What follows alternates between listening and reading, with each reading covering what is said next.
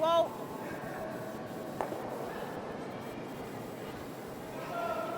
Just gonna go over. Okay,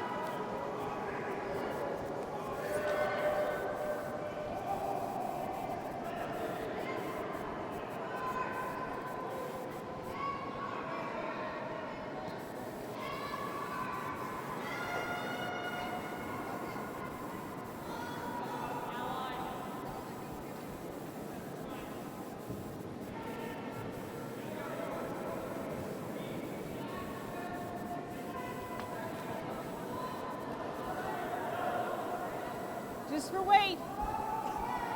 Just for weight.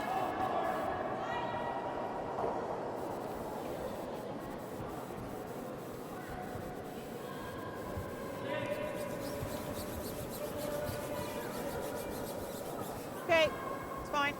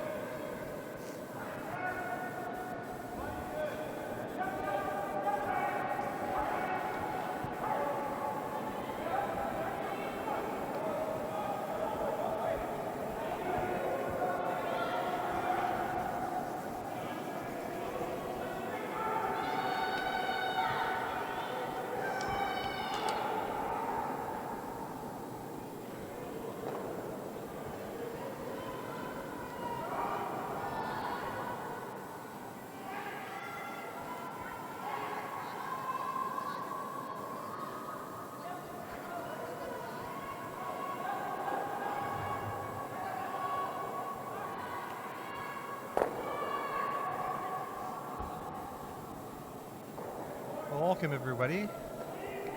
We're Mike, okay. Welcome everyone to the Travelers Canadian Championships here in Kelowna, British Columbia. We're at the Kelowna Curling Club, amazing 12-sheet curling arena that we have here. It's hosted many big events in the past, and this week we've got the Canadian Travelers, which is represented by 14 different territories and provinces across Canada, both men's and ladies. We have 28 teams here. All teams are considered to be regular club level curling teams, so these players have not played in national or provincial championships in events such as the Scotties or leading towards the Brier, so they keep this level of play at the club level, although it's, as you'll see, it's quite competitive. There's a couple of other restrictions or rules about eligibility, which we'll go over in a bit. This morning we're watching Team PEI and Team Newfoundland ladies, and Newfoundland start off well. They've got a 2-1 record. Be looking to pick up their first win today if possible, and you see they started off well by winning the hammer by drawing the button. They're drawing closer to the button. Good out.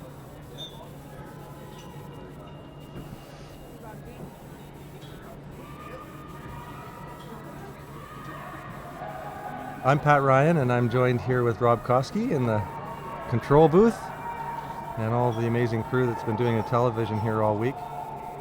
These games are archived on the Canadian Curling website, so that if you or anybody wants to go back and look at one of these games or watch them in the future, they're all there.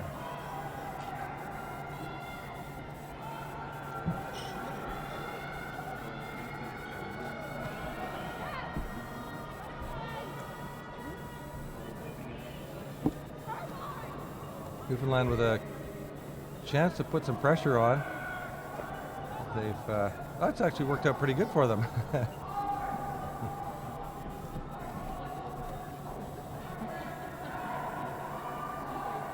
the tap.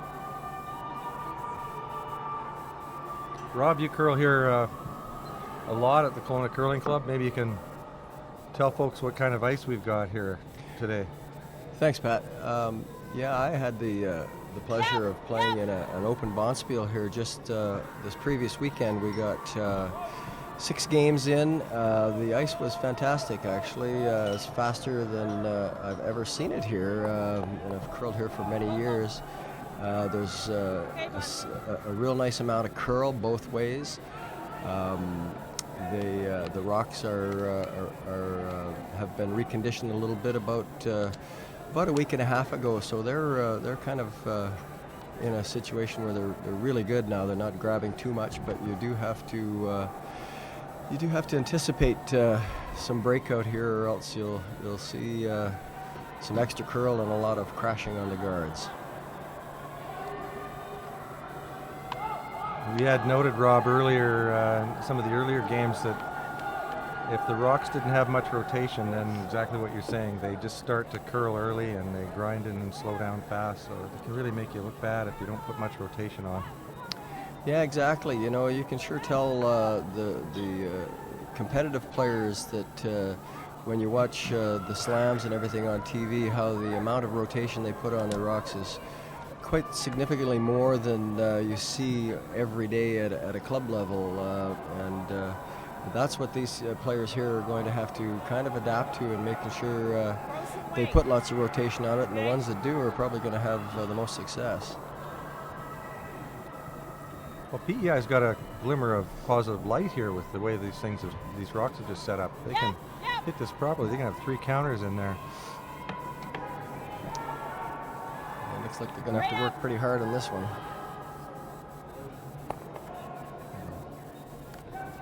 Yeah, unfortunately, they just over curled and took their own out. Yeah, in some places.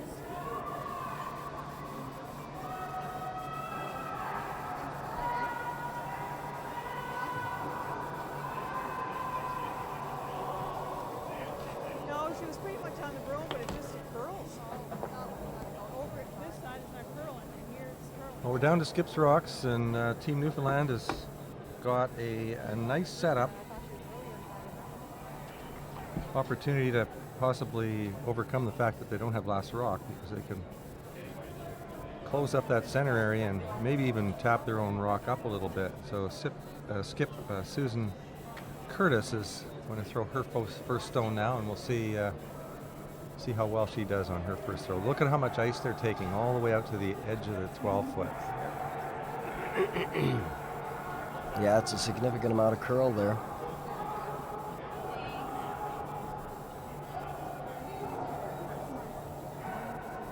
Just put a healthy amount of turn on that rock, so it should carry, as we were talking about. It should slide nicely and then finish and curl nicely at the end as well.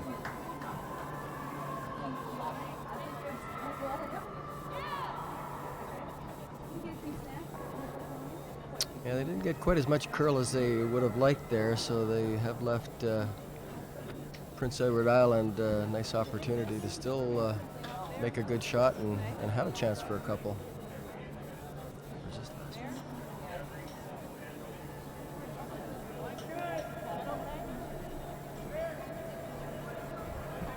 Oh, here we got I have to make a correction. Newfoundland has a hammer. Oops.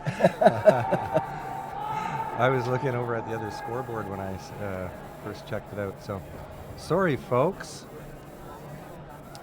Newfoundland has a hammer. They're laying 3, and this is PEI's last-ditch attempt to get out of this trouble.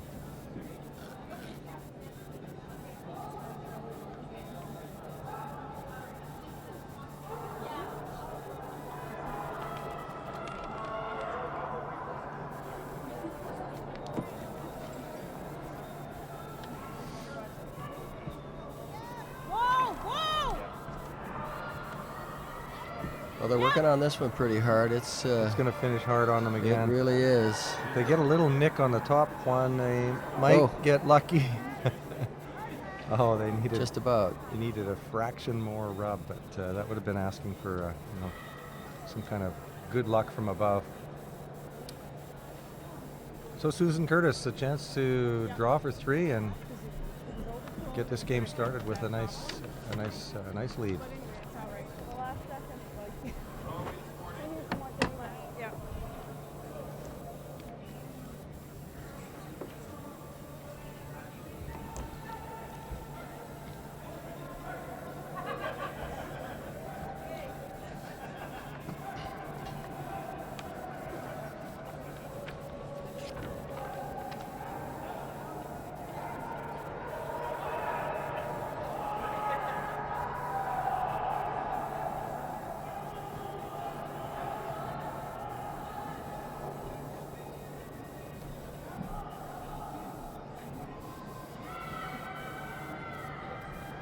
Well, the sweepers are content just to watch this rock.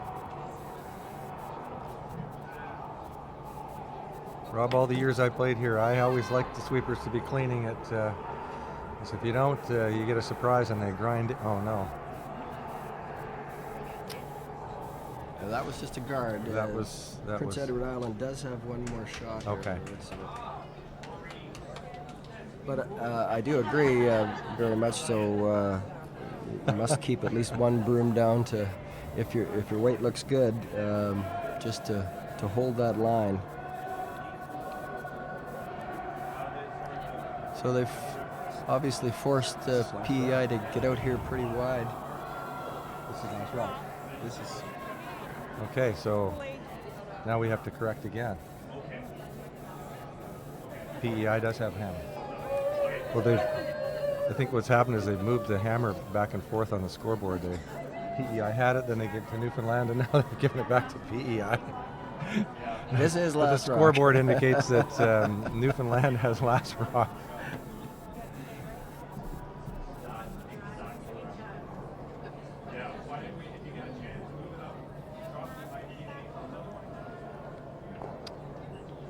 Now this is a rock particularly you must keep a broom down because there is only a little bit of handle there and it's prone to grab. It's actually taking the wrong handle now. Starting to go the other way.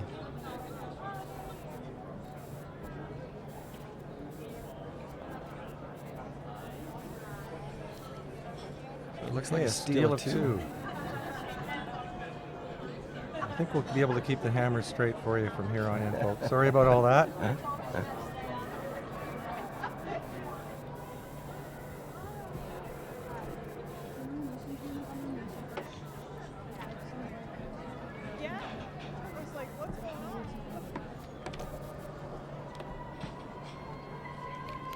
Must have moved the hammer. Yeah. Moved it up halfway through that hammer. I don't know why anybody would move it.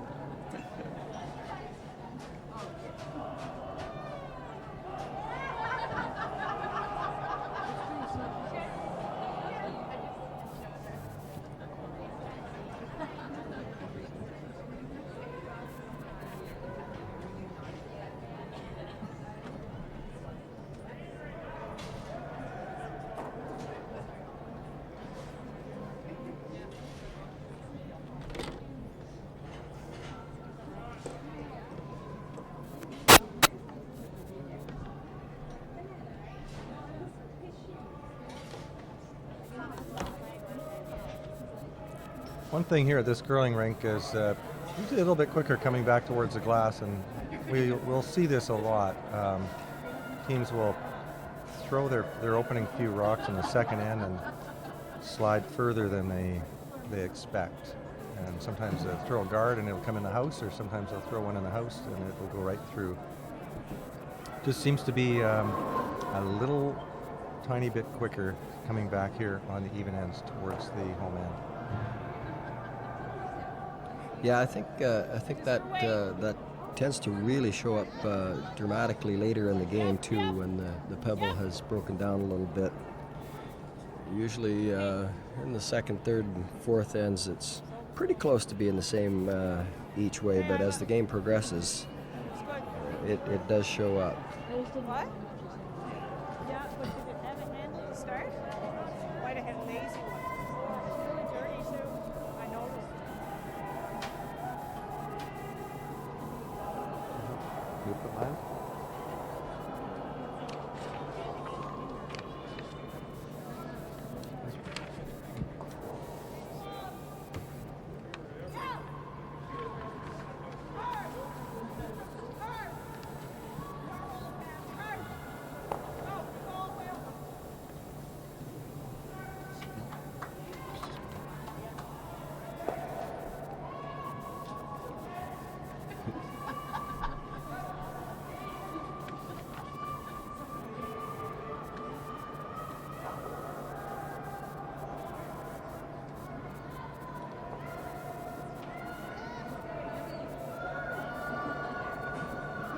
Eva Griffin delivering her second stone here for PEI. Right up.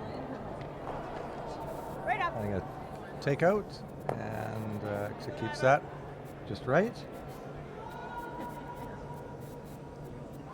Well, that's a pretty good shot. Actually, they rolled over to the side and behind the tee line, so it's definitely a rock or a situation where PEI can use it.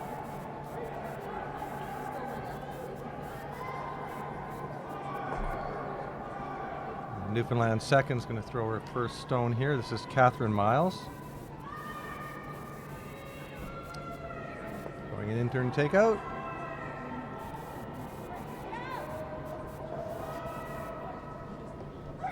One broom in front of the rock and one broom beside the rock.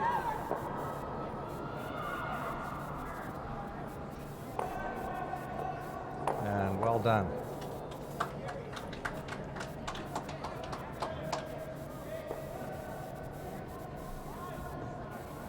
PEI second, Allison Griffin.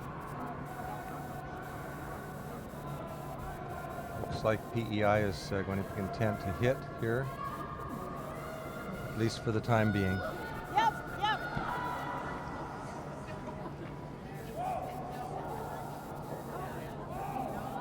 Whoa. Uh-oh. Okay. Well, she got one. On top of this, the fact that these rocks are a bit sharp and they need a little bit of extra curl or they'll Yeah, I did. take on a life of their own, that they are also very weight sensitive. So really what that means is that if you throw a little bit less than you were intending, the rock can actually curl a full rock's width difference. So you've seen that a couple times already for Team PEI where they thought they had a good shot coming in, but just maybe a little bit more weight and that rock would have curled about a foot less. Yeah, it seems from my experience curling here that if you are playing a different type of a weight shot, like a little bit of a down weight shot, it's usually better to err on the side of having just a hair extra weight than less weight, just for the same reason as you just mentioned. You seem to get better results if you keep your weight up.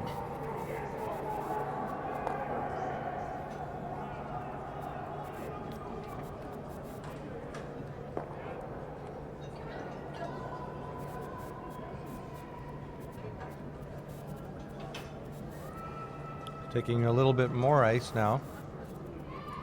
You see, that's a lot of ice to be taking for a takeout to expect to hit a rock on the nose. It's a lot of factors to take into play.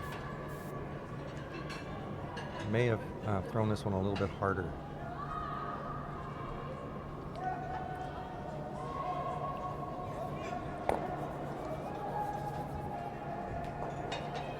Okay, well, does part of the job.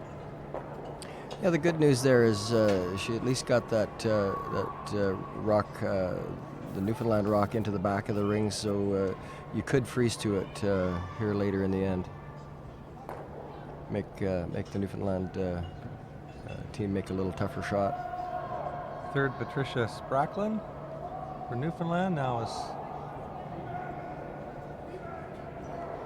getting to get a free throw, get used to the draw weight. It's always nice early in a game to have an open house to throw at.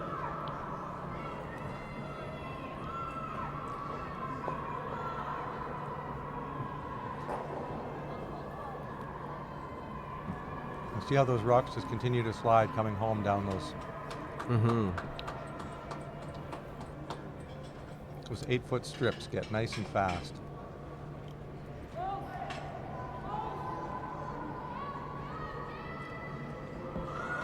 Yep, yep.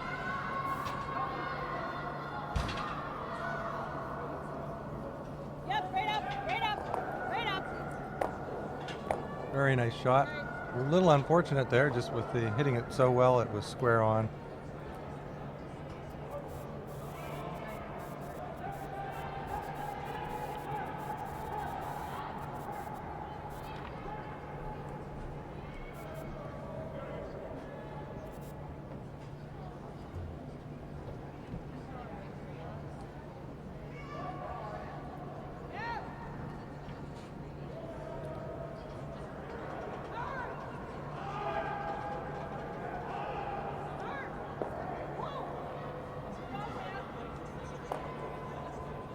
Another good shot by Newfoundland to keep those 2 rocks in play. Bobby Jean Boylan here is she's only played for 3 years, but wow, that last rock she threw was terrific, and she's very steady. Yeah, so far Newfoundland are showing us why they're 2-1. They do seem to throw the rock very well, and not many misses.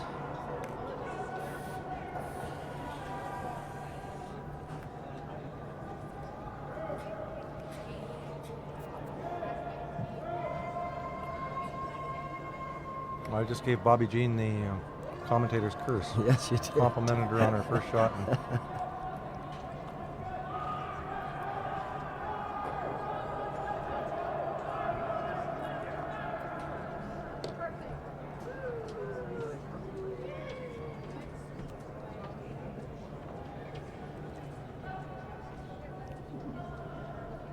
So Newfoundland with another chance to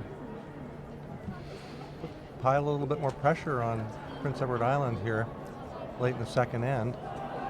Those 2 rocks are really not seriously threatening that they would score, but the other factor is that this is only the second end, so PEI is still probably trying to get accustomed to the ice, and anytime you can make your opposition look at a bundle of rocks early in a game, you want to take advantage of that and let them look at it. You never know. A shot can be missed, even if it's a wide open shot to the house, particularly early in the game. Yes, that's for sure. When you start counting the numbers up, the pressure goes up as well. I think it's pretty important for Prince Edward Island to score this end, keep this game nice and close, and give themselves an opportunity to put some steals in. She's contemplating here what ice to take, because she's seen one rock over curl and miss completely, and another rock run straight. So it's going to be a matter of choosing the ice and throwing the proper weight, whatever that weight is supposed to be, so the rock will arc its way right in on target. Right, and I think because it's early in the game, she's choosing the takeout because it's an easier shot to pull off right here. Maybe if it was later in the game, you might see her just come down with something softer and freeze to that rock, or tap it behind the line and make Newfoundland's next shot a little tougher. But she's chosen the takeout here, and it's probably a good call. This is Sharon Holm, skip for Prince Edward Island, throwing her first stone. Second end. Whoa, whoa, whoa, whoa, yes, Whoop. yes. I think they like it. Oh, very nice shot, double. Terrific. A little bit of a confidence builder there for sure.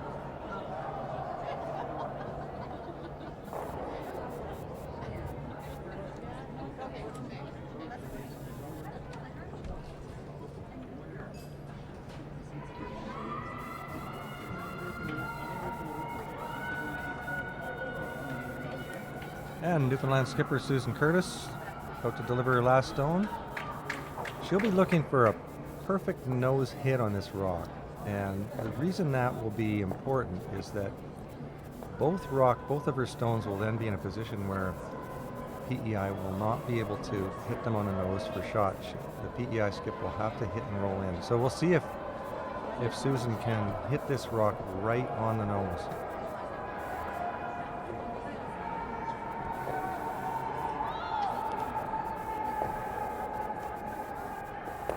Yes. So as you can see now, if PEI hits that rock on the nose, they won't be counting. Yes, they're going to have to try and get a little roll into the forefoot. Or draw the forefoot. But like you said, early in the game, you really don't want to risk 2 points. Yeah, and especially she just threw this shot, so she should have a pretty good idea of how much curl it's going to take to accomplish this.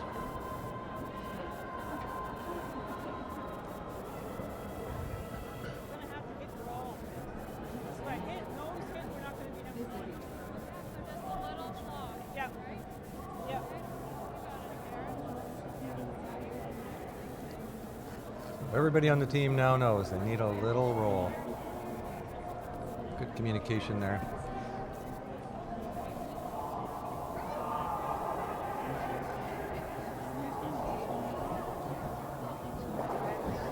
But they're working it. Yeah, they're on it right away, so it certainly wasn't wide. It's not too bad. No, I think she's pretty close. Oh, it's losing its handle again. Yeah.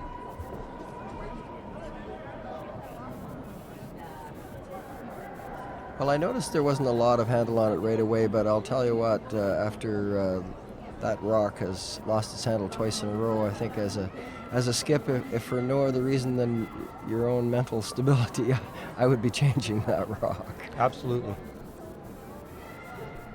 They will lose their handle if you don't put much on them, but you're exactly right, Rob. You've got to ditch that rock. Just to let you know, the lead for Prince Edward Island is Iva, not Eva. Oh, I saw the spelling. I thought it was Eva. I know. This thing just backed off. And that just went out last week.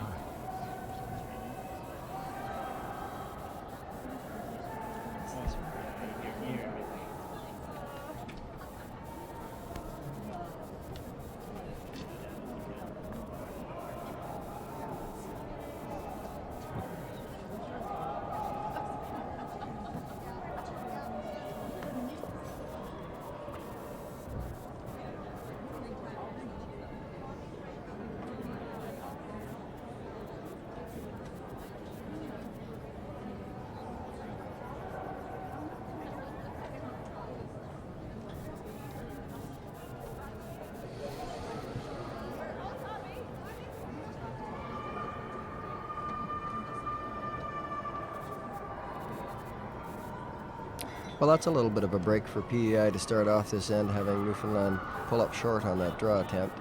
So they might have a little opportunity to get some things going here.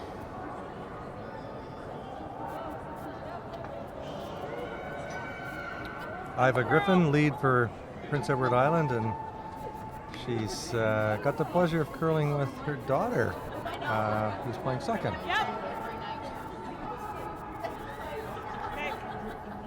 Okay, Iva's throwing my rocks, but last time she threw 7 and 8. Yeah, the last game she did. Okay. There you have it, Rob. They've switched rocks. Okay. So I Hear them threw talking about it. or she threw number 7. Oh, that's good. 7 and 8. I was back in the house up there. Sure.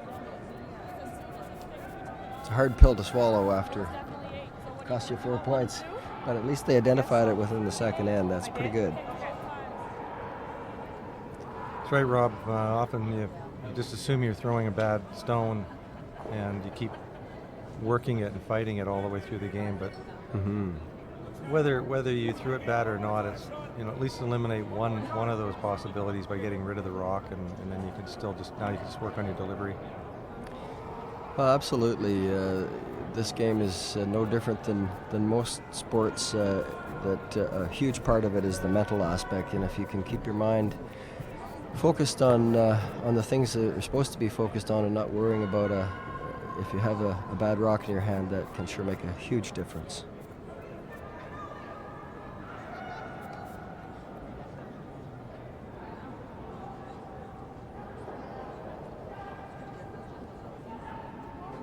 Great, looks good. Next.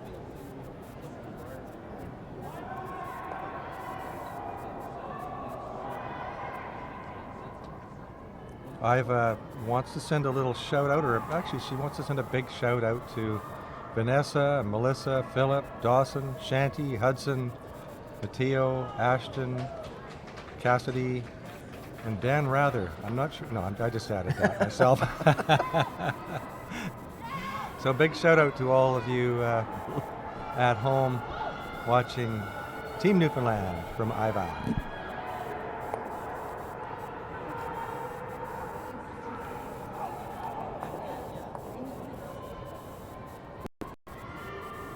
Yes, I understand the Briar is in Newfoundland this year, which will be a terrific event.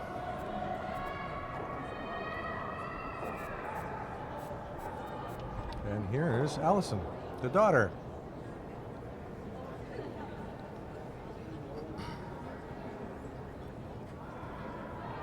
Yep, yep. Yes. Yep, her. Right up, lady. Right Got a up, great right looking up, shot here if they can get it by. right up. Ooh, Okay, put out. really hard finish there coming to the center line. That's the other thing, the rocks will tend to run a little straight until they start to have some weight kind of coming off them, and then the finish is very hard.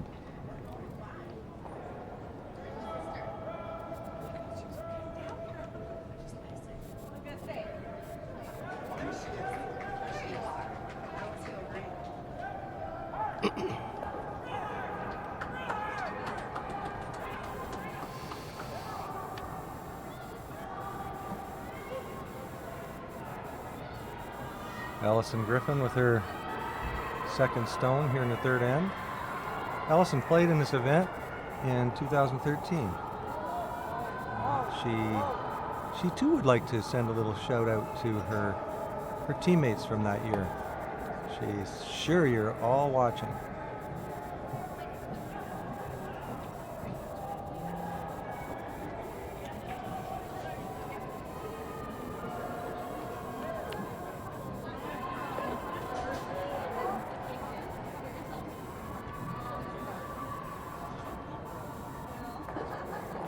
And her teammate Sharon Horn was on that, or Sharon Horn was on that team as well. I think they had a bit of difficulty because they had some illness on their team during that event. So they're both happy to be back here to experience this event one more time.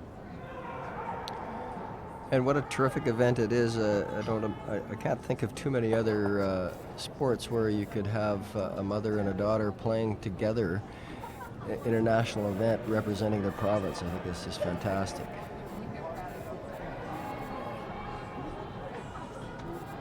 Well, it speaks too, Rob, about the fabric of curling itself. What we see so often on television is the elite, almost the pro level of teams playing, and those would be the 1% or even less than the 1%. The rest of the curlers are kind of involved at more of a club level where teams are mixed, men's, women's. They play together. They play families, have teams, and it becomes kind of it has become a really defining fabric of our culture here in Canada. So many people curling, and the Travelers has really captured that by holding an event that represents curling as it's seen and as it's experienced by the masses. Yes, I totally agree.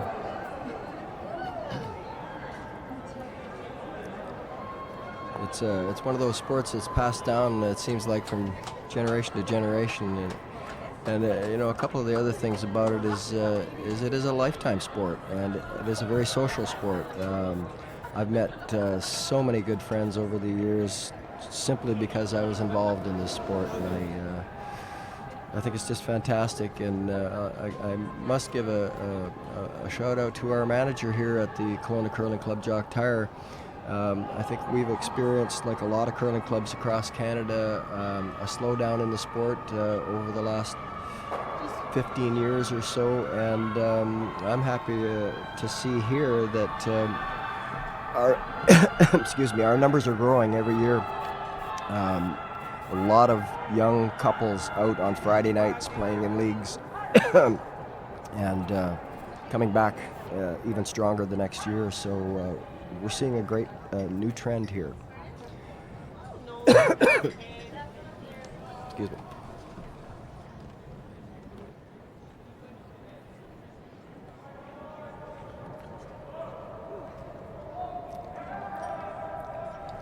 Well, Bobby Jean Boylan from PEI put a nice draw in behind that lone guard, and with some luck, they may be able to manufacture something from that. The difficulty for them, though, it's behind a tee line, so Newfoundland has a chance to come down on top of it and negate any threat, but always easier said than done.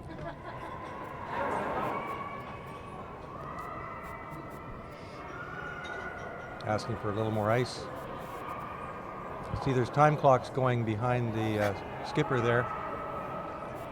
Each team is being measured for their thinking time. That clock will stop now because she's in the execution part of the delivery. Well, they're sweeping this one right away, which might indicate that she certainly wasn't wide.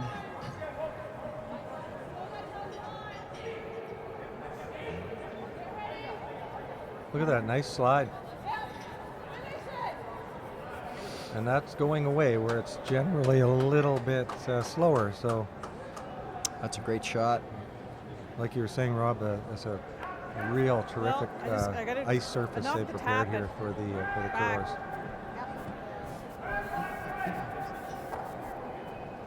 That should be good, eh? Yeah. Or even if I over curl and hit it over here, that's fine. Even off the nose.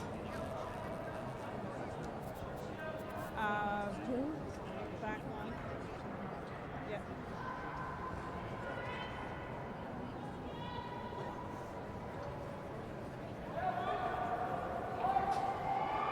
I think I heard a back line call. It sounds like she's going to try and play enough weight to get by that guard fairly skinny and maybe move that red shot stone back behind the tee line. Back line weight, just enough to pat that back a little.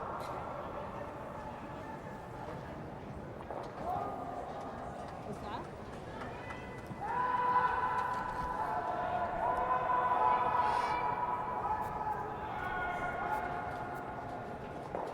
Yes, they'll have to move this rock a little bit, because otherwise it's going to be almost near impossible to score. So she can just maneuver it around and still hold her shooter in play. Let it curl. She may be able to pull a rabbit out of her hat on her last one.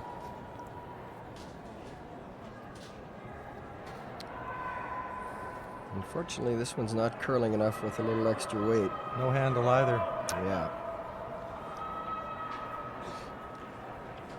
Weight was good, but was it? Yeah, there's a situation where if you're thinking about where you would like to miss, you would certainly like to miss on that guard, and if nothing else, you would open up and force Newfoundland to play a better or another good guard on there, and if they miss, then you may have an opportunity to get your two.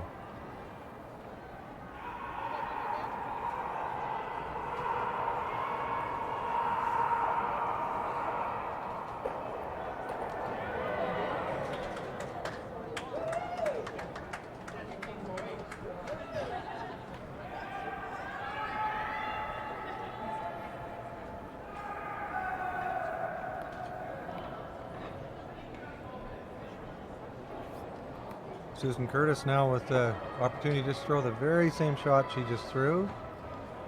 She's probably wants to be just a little lighter than the last one, and just come in with a nice guard.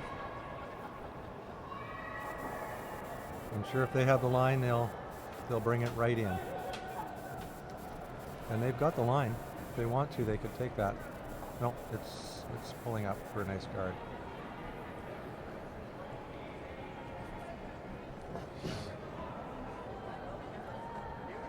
Well, Rob, I hate to say it, but Sharon is going to have to put more handle on her rocks, or There's no way I can get in there. going to be getting the same outcome every time. Now, this is a different handle, but last end I think it was the in-turn she wasn't getting enough handle. So maybe with the out-turn she'll get enough turn, but if there's not 3 or 4 rotations all the way down the sheet, it's really next to impossible to get the results you want. He's number 1. And you'll find that some players have one turn that they like better than the other, and they put more handle on one turn for one reason or another. And she does have an opportunity. It's a very small one. There's a little bit of the white of the button available, and there's enough curl on this ice that it can be done. So yes, she's got nice handle on the out turn on this one. Signal from the sweepers may be a little heavy at this point, but you got to stay with this, because it can slow down a turn. And this one's not going to. A little bit heavy.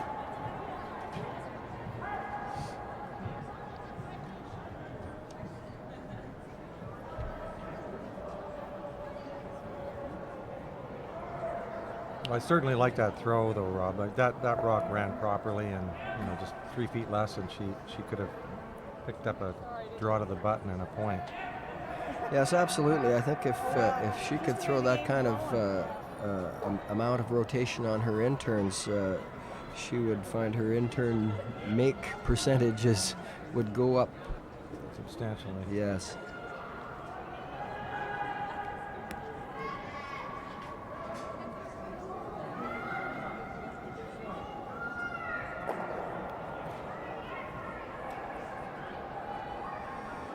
The thing I've noticed so far is that the Prince Edward Island team seems to prefer their hitting more than their drawing.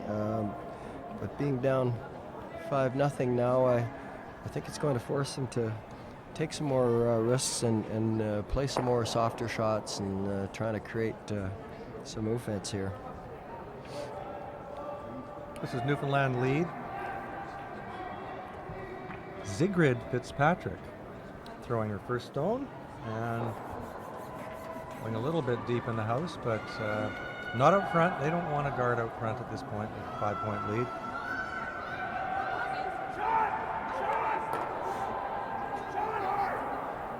No, yeah. Once you're up 5-0, guards are not your friend anymore.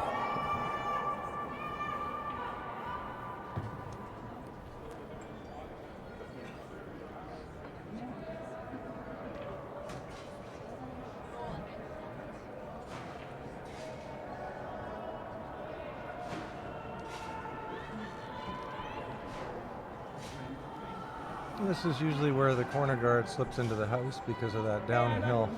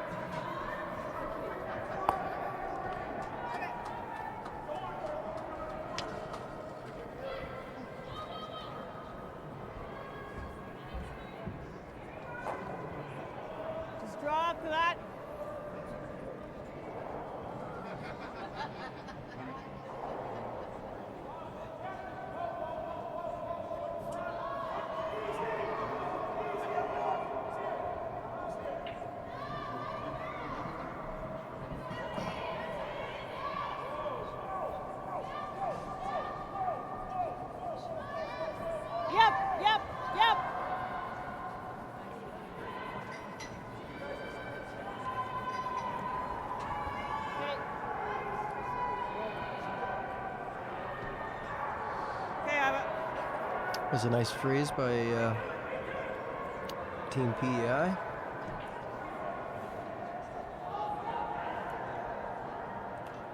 So before this event, these teams were asked a few questions, and the Newfoundland ladies were asked which team they would like to see represent Canada in the curling in the Olympics in 2018. And I find it quite shocking that they would all unanimously hope that Team Gushu is that team. Why would that be, Rob? Well, I think they're homers. And good on them for it.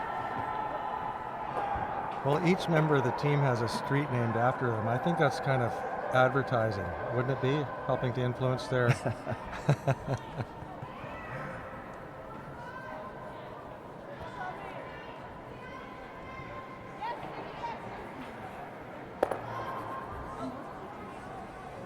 But on the ladies' side of things, they're split. They've got votes for Holman and Sweeting and Anderson.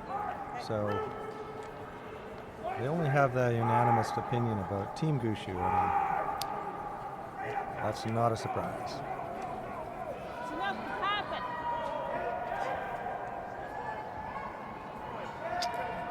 This is good call from Team PEI here. She's just trying to tap the shot rod back to the back of the rings and lay two. The other option might be just to freeze to this one. Yep, yep, yep. Yep, right up. Yep. This one looks like it's over Whoa, curling whoa, too. whoa, whoa, whoa. Down.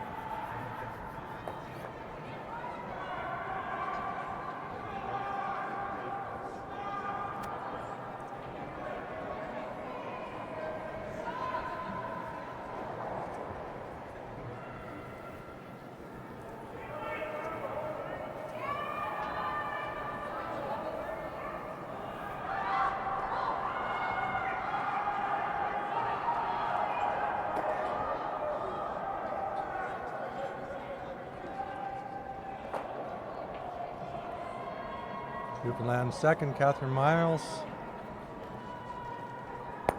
takes care of the lone yellow.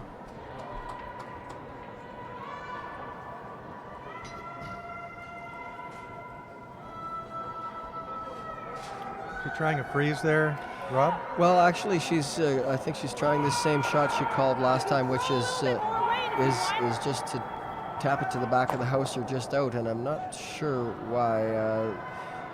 The consensus call, I think, would be to try and freeze to that and make a much tougher takeout for Newfoundland. Now this one, they're not sweeping at all, so it would tell me it's outside a little bit and it's got a little bit more weight, but I think she's gonna, no, she's gonna miss it on the other side. That's unfortunate.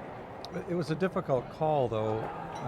Playing to move a rock 3 feet or 4 feet or 6 feet with that kind of weight means that you have to take so much ice and count on so much curl and perfect weight. Because if it has a little more weight, it's going to slide straight, and if it's a little less, it's going to over curl. So I agree with your initial comment there that it was an odd call. It was made as difficult as possible, I think. Yes, I think the thrower would have a much better chance of just laying a nice draw in there. And even if they miss the line with the draw, they still have a rock in play, and the opposition has to deal with it.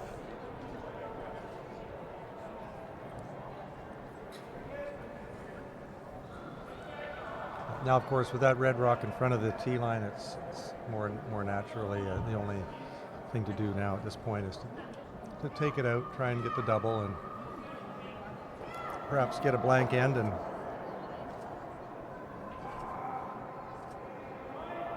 carry on. And that's well done. Oh, that's a great shot. Hangs around out on the outer edge. Yeah, that's always a little tougher when you get out into way out into the 12-foot like that. It's just a little different look. It's a little different setup in the hack. Most of big percentage of most curlers' shots are from the 8-foot in. So this is something that's just a little makes it a little bit harder when you get it out into the wings like that.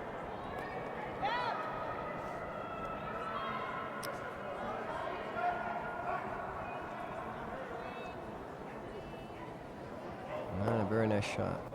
Great shot there by Patricia Spracklin from Newfoundland. This curling club ice here, Rob, in contrast to what we see on television and those slam events where the ice is almost dished high on the outside edges, and it's very consistently easy to read. Here it's not. These strips down the outside 12-foot can tend to run dead straight, but yet if the rock moves itself over to the 8-foot, it can march right across the sheet. So we see on this particular ice that the skips and the players on the team need to become accustomed to the nuances of the surface. It's not going to be absolutely consistently high on the outside edges. Sometimes it actually slips away. So it calls for reading the ice, which is an art that seems to be going away at the upper end of curling. All ice seems to be the same now you watch on TV. Yes, I agree with you 100%.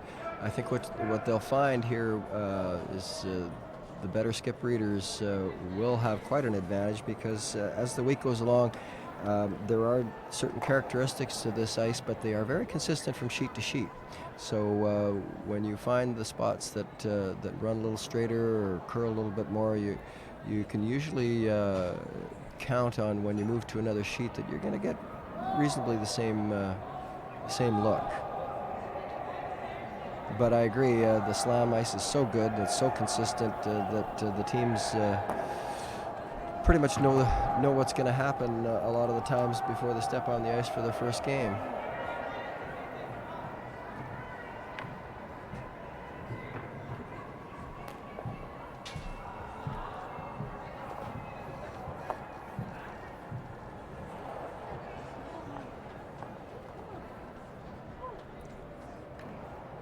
Team Newfoundland's just getting another chance to throw a free draw. This is all wonderful practice for them, with a 5-point lead and more games ahead of them. Nice to be able to throw shots kind of without, stress-free shots to just sort of zero in on the sense of the feel when you're throwing that draw. Mm-hmm. And the sweepers, again, they get to guide it in without any concerns of, negative outcomes. It's really nice to get a free throw. Mm-hmm. What's that?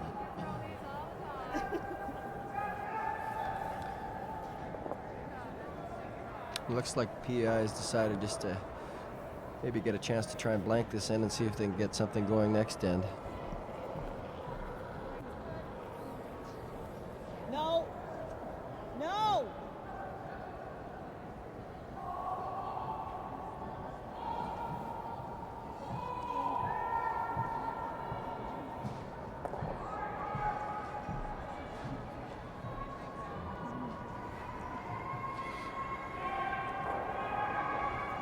Not a bad throw again. Just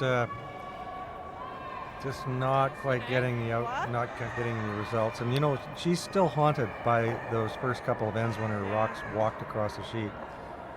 And now she's throwing them, and her rocks seem to be running nicely. And she's probably just erring on the wide side when she throws them, and then they run straight. Mm-hmm. Not really a fan of having a sweeper clean the rock all the way down when it's running a little bit wide, and PEI seems to have the philosophy that they should be cleaning the rock all the time. And I always felt that if my rock was wide, I'll take anything I can get. If there's some debris on the ice that it's going to catch to help it curl, that would be my friend. And the last thing I would want was my sweeper cleaning the ice in front of a rock that was on its way to be going wide. PEI seems to like to clean the rocks from start to finish, regardless of where they are. Just my opinion, and you'll see both theories in application here. Mm-hmm. And that's something that I'm not sure if all the teams here have coaches and everything, but it is that's definitely something that can be coached to do that properly. Yep. I think a lot of curlers, when they start out and they go to curling clinics and stuff like that, that it is very important. It's stressed early on in your curling life that to keep the rocks clean, but there is a time when you need some debris to make that rock curl. Like last end, Sharon had a draw to the button, albeit very difficult shot, and it went 2.5 feet too far. But that rock was cleaned till it stopped. Yeah, exactly. By her own teammate, and I mean that rock just did not need to be cleaned. It needed just any little bit of grit on the ice would have maybe helped that rock to come over. But that cleaning action was, as a skip for me watching that was quite difficult.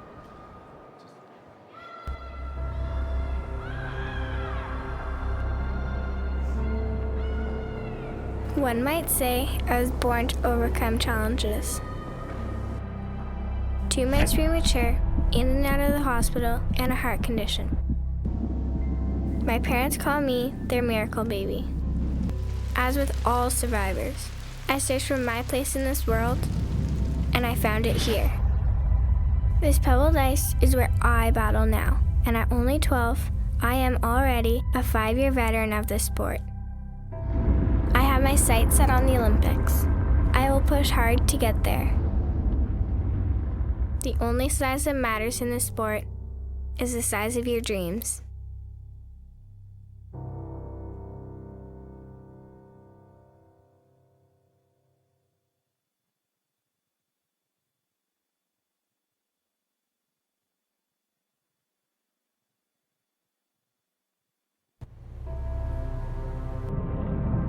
Before there was ice, there was our hallway at home. I was always the shy, quiet kid who loved math. But when I saw math come alive in the geometry of the game, I found my passion and my voice. It's a game of precision, a game of inches. It's the equation that now defines who I am.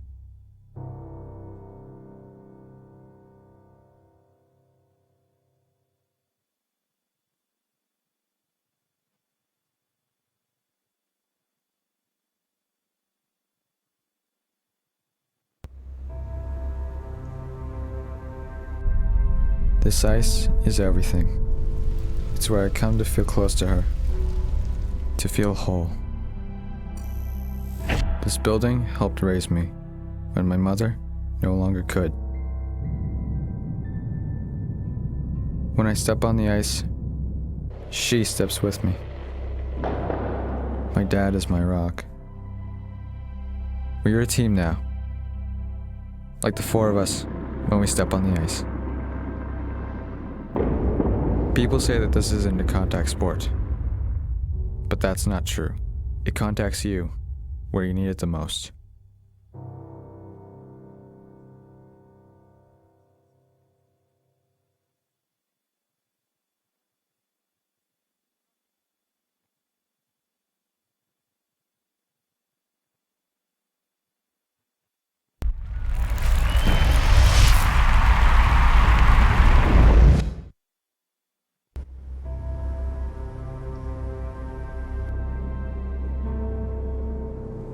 One might say I was born to overcome challenges.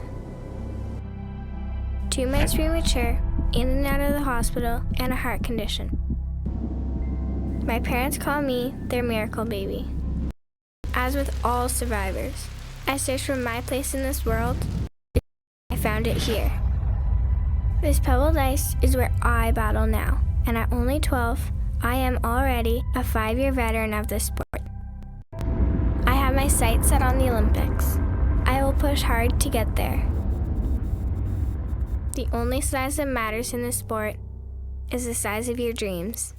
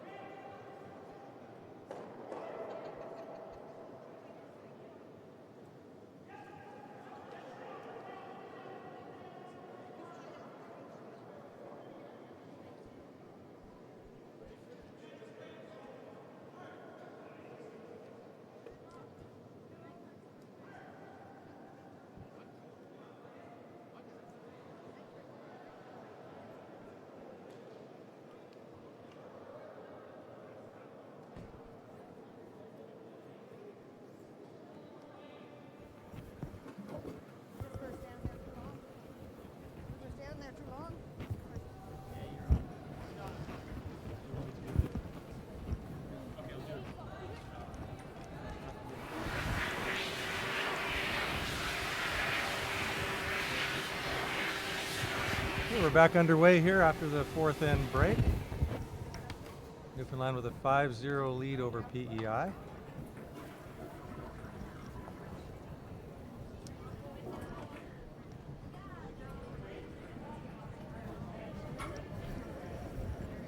Like we're missing the PEI skip at the moment. I think I'm good. The time is running out. Yeah, just short breaks here for the team. So Red. PEI skips in the bathroom.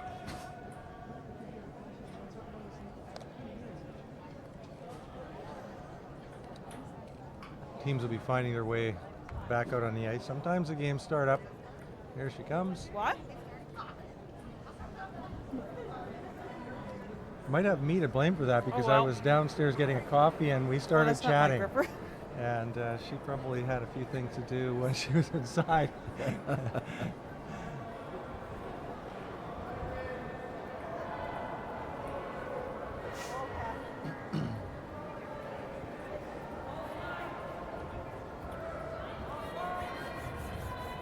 All you people watching at home, you see our cameras are nicely positioned so you can generally see the scores on Okay. 3 sheets, not just one. And Yep.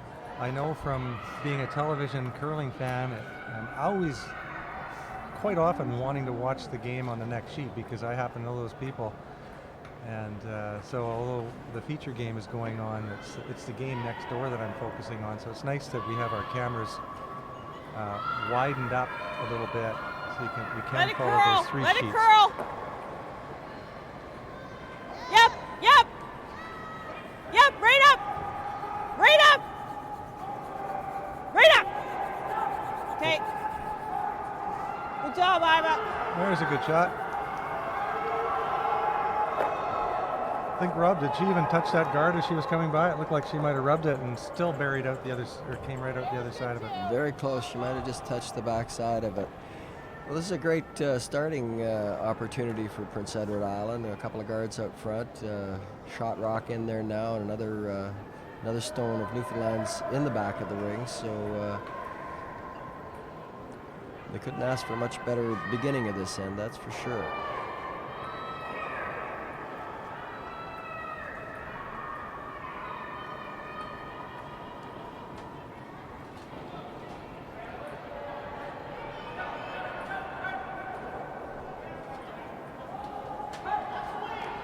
I think they've got a little bit extra weight on this one. Mm-hmm. Gonna go behind the tee for sure. Bump off their own. So, nice opportunity for Team PEI. And I would say if they can put 6 good shots in a row, they will be scoring. Yes.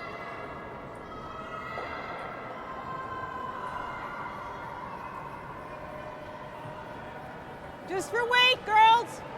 Just They're for weight. working at this one Line's good. right off the bat, so the sweepers Yep, don't think it's yep, heavy. Yep.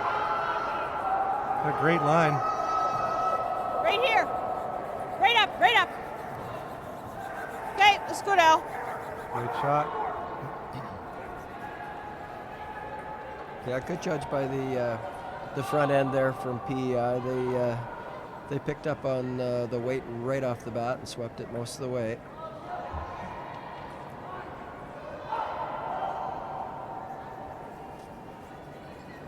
A smart call here for Newfoundland would be to start hitting because they have a 5-point lead, and she's elected to do that. So she's going to start to hit some guards in, simplify this end.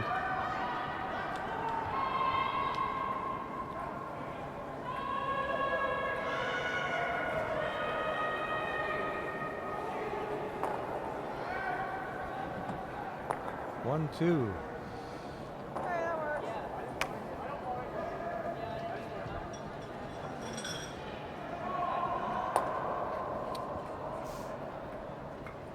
Just come in to top that.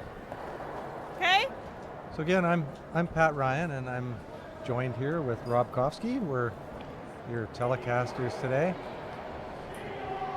for this match. I think This must be about the fifth or sixth game of the event. Both these teams have played 3 games prior to this one. It's got a curl. It's got a curl. Whoa. Newfoundland with 2 wins. Whoa. Another good-looking shot here. If it can curl up a little more and get a freeze on that. Okay. Good shot. Mm-hmm. So PEI is still working on trying to get their first win. They have 3 losses so far. Newfoundland with 2 wins. So Newfoundland's in good position here, leading this game. They trying to get through to a playoff berth later in the week.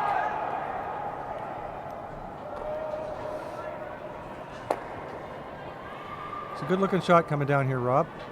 Looks like it might be running a little bit. They haven't swept yet, but there it goes. Oh, look at it come. He's going to get inside. Nope. No inside roll, but very nice stone.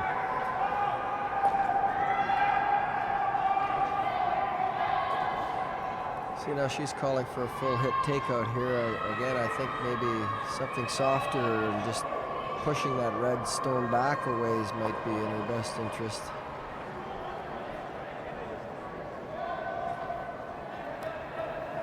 Yep. Or hit and roll.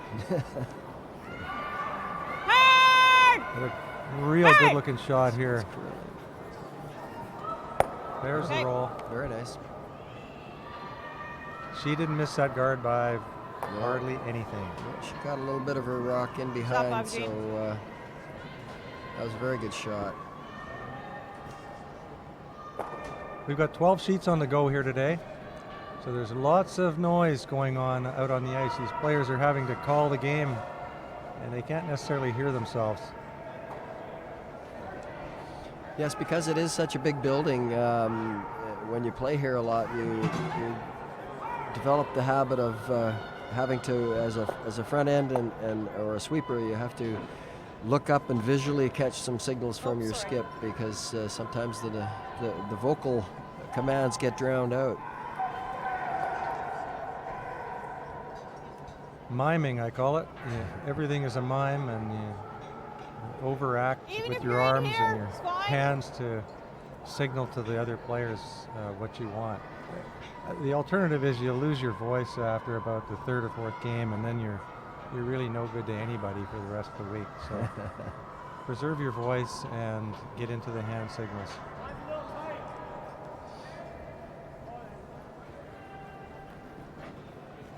Yep.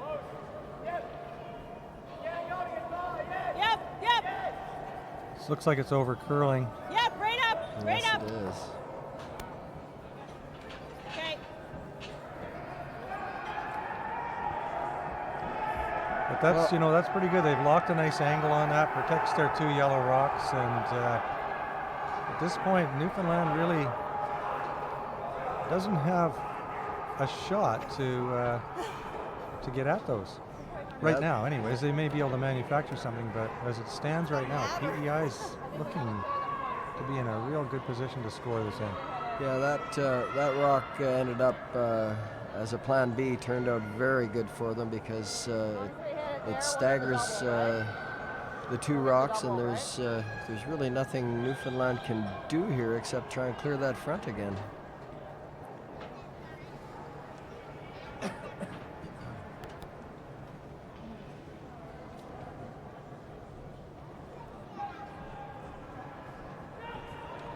After this end, we'll see if we can just run across the scoreboards for all of you folks at home that are watching and wondering how your team is doing, and we'll bring you up to date on all the scores.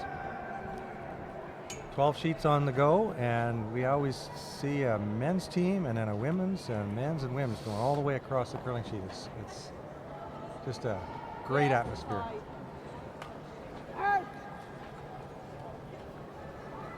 Here's the double peel attempt. And she's done it and rolled a little bit herself, so essentially removed 2 rocks. Well, Even if it's you know here. what? That didn't work out so well. That Okay. yellow spilled in the house. Yeah, there's a Keep big going, keep opportunity going. for Prince Edward Island here. If they can get some kind of an opportunity to remove that back red one in their next 2 shots, they have an opportunity to make this game a lot closer. So what's she calling here, Rob? Is she calling a guard, or is she actually calling that double tap? I believe this is a guard, but I'm not sure. Just a guard. Just a guard. There you go. Pardon? Okay, so should I take a little bit more ice then? Yeah. So take a little bit more? Okay. I don't know about you, Pat, but I would think with only one more Newfoundland Labrador rock that this might be a good opportunity to try and make a play on the remove the other red one and lay 4 and put the pressure on Newfoundland to make a great shot. By just playing a guard here, you might limit your opportunity to score more than 1 or 2. Yeah, it's one of those 6 of one, half a dozen of the other. Right. Looks like she's coming in a little bit full, but they freeze on that yellow. They could have set up that shot you were talking about for the next one. Too bad the sweepers didn't bring that up about 2 more feet.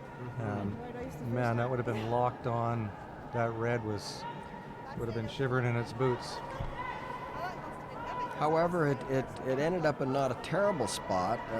There are opportunities if Newfoundland doesn't make a great shot here that If I'm a touch heavy, we just rub off this. that there is a chance for a big end. Red rock in here.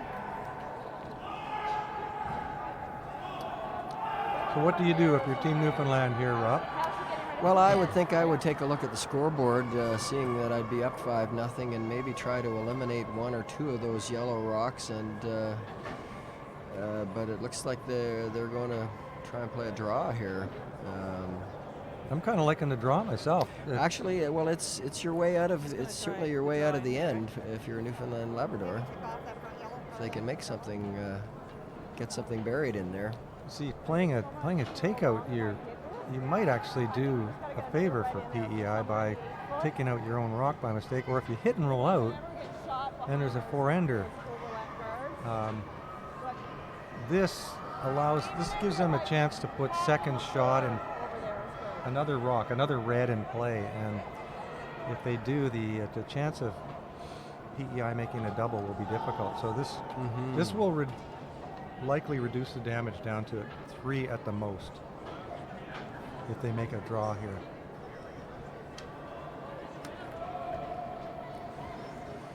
Yes, sometimes there's no real right or wrong shot. It's just the one that you can make. Exactly. Now this one looks like it's over curling a little.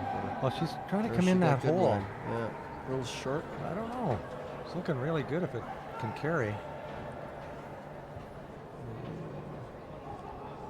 Well, we could have a tie game if PEI. Straight back double raise for 5. What? They only need to hit this with board weight. Yeah, just got to hit it. It's where you hit it on this shot. Just got to get it right on the nose. Nose hit.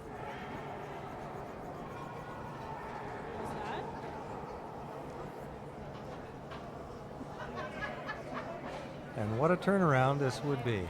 Just try and draw. Okay. So what if I try and tap that then? To come and sit in here. Okay. Yeah. Okay, you think there? Why? No. So it looks like she's going to try and just raise that one rock of hers up and try and score a 3-ender here by the looks of the call. Well, this is our front yellow one just to tap it and see if we can get it in there for 3. Yeah, just straight back. Even if we hit that front one, number 1. I think the one Anyway. One of her front enders are maybe just pointing out that opportunity for a 5-ender there, but Yeah, in this case, for me, Rob, the scoreboard dictates that you should go for the 5-ender. That's fine. She's playing a shot that's maybe even more difficult for 3. I agree. She's got to bump a rock up 2 feet to a sliver of the 4-foot to lay third shot.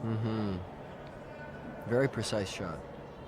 Yeah, and it's this rock's gone. This is over curled right off the bat. But very difficult to try and bump that rock up 2 feet to that little piece of the 4-foot that was in front of it. When a rock thrown with more weight, now it's just line. You just have to sweep it for line, and so you're removing one factor out of it. Wow, that really slowed down. Right. But the shot she was playing was one that required both line and weight. Okay. I got the white stuff on mine. This one's mine. Okay, but 2-ender. 2-ender. 3 ends to go, 3 points down. That's certainly a mountain that can be climbed. Maybe not.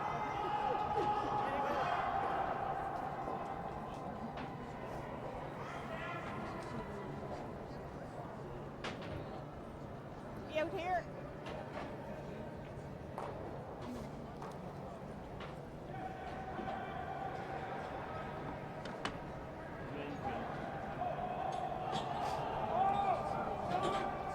Well, it was nice to get 2 points that in.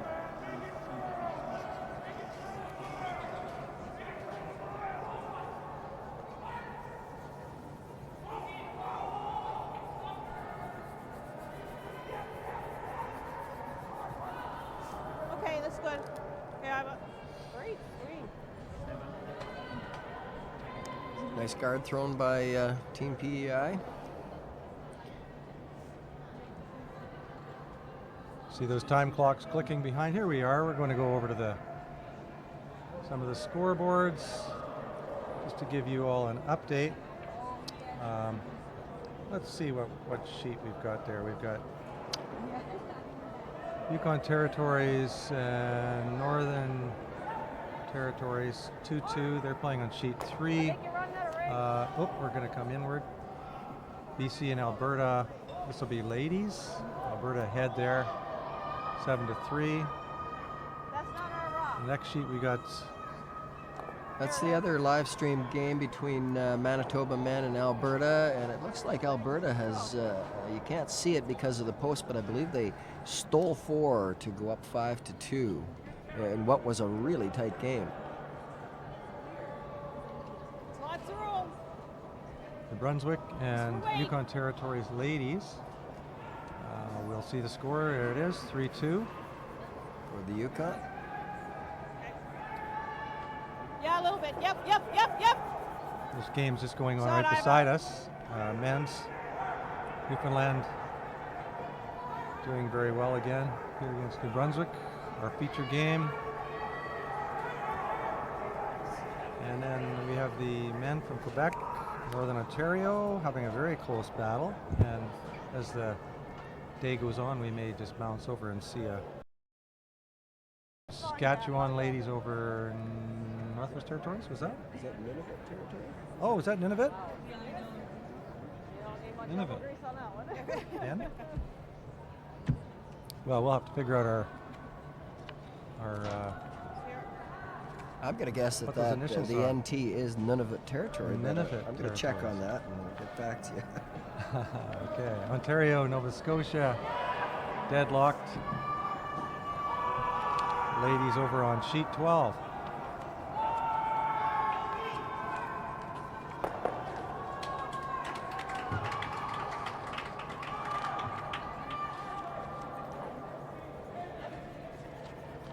It's coming down.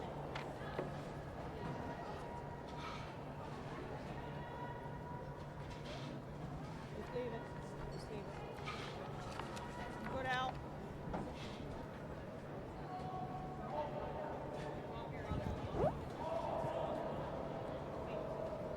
You know, I think the one sheet we missed mentioning was Saskatchewan men on sheet 11. Saskatchewan and PEI deadlocked at 4-all.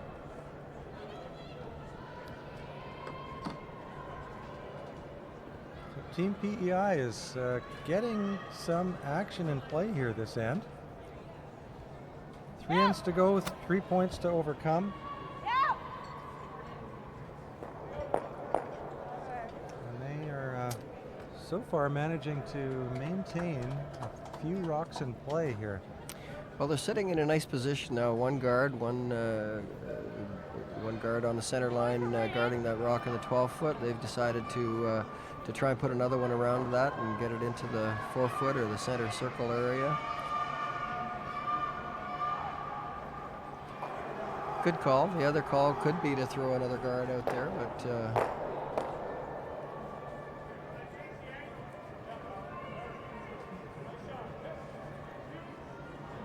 this one looks a little warm.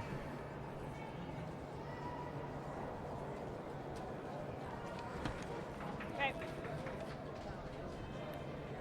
This Travelers Canadian Championship is now in its 8th year, so didn't seem so long ago when it began, and it was a concept that maybe had a number of people wondering what it was all about and how can you actually hold an event, a national event, and apply a little bit of restriction around not having some of those more elite professional players playing in it, and emphasize the club aspect of the game. But there's no doubt it has taken off, and the excitement around this whole program across the whole country is incredible. Teams now at the club levels, they all hope that perhaps they can win their curling club playoffs at the end of the year, and if they do, they get to go off to Travelers Provincial Championship in the spring. So that's what happened here for these teams, as they played off at the tail end of the year, and they were able to win their province or territory and have the whole summer to look forward to coming to a national curling event, which is put on absolutely first class for these players. It's a red carpet experience for them for the entire week. They're put up in the Grand Lake Okanagan Resort Hotel right on Lake Okanagan, overlooking downtown in the yacht club. They're looked after, wined and dined. Rob, the draws are to die for.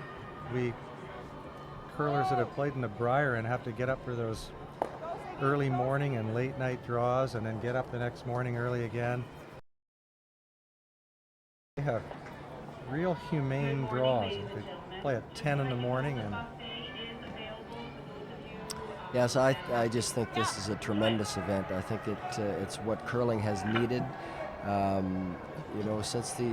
Since curling became an Olympic sport, a lot of the things that happen with Olympic sports happen to curling, with high-end coaching, just a lot of money put towards it, and it's great for the game. Great to see our country that does so well in this sport have all the resources to win gold medals, but I just think that there's been such a gap that's been created from the club level to the elite curlers that this is really going to help the grassroots of our sport. And like you say, this is just a fantastic event. They're really treated well. It's great for the everyday curler to be able to play on a national stage and see how they do competing against the other provinces. A little mistake there by Newfoundland, and we've got PEI now in a position to let their opposition look at a few little outside biters. And with a 3-point deficit, they need a big score, but sometimes these little rocks on the outer edges can do exactly that for you if you get a miss by the skip.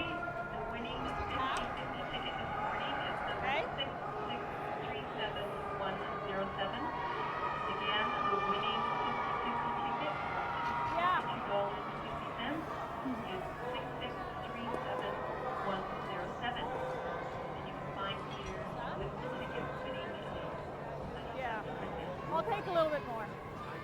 Well, folks, they just called the 50-50, and Rob and I won, so we're checking out here for the rest of the afternoon or morning. Yeah. Well, it looks like she's, I believe she's trying to tap her own up here. It looks a little bit warm according to the sweeper's call. And it's Oh, hopefully they'll roll that in for a biter. They did. They did, so. That would have been too bad if it hit it on the nose and didn't My didn't weight roll is up in. a little bit too high. Yeah, like you said, there's now three yellow stones there, and if Newfoundland ever made some kind of a mistake at the end and rolled out,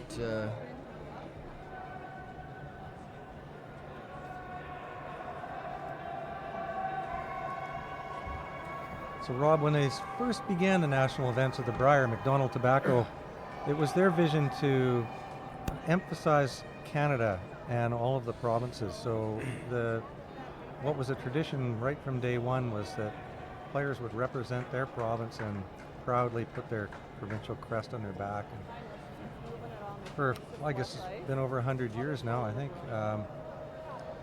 That's what the Briar has been, and then the Scotties came along, and then they modeled the same thing. And it was to me, it was the one true national event that really emphasized Canada as it is. And the Travelers Championship is doing that for us here. And it's something that the Briar and the Scotty are now getting away from. They're starting to relegate teams, and some provinces won't be represented now.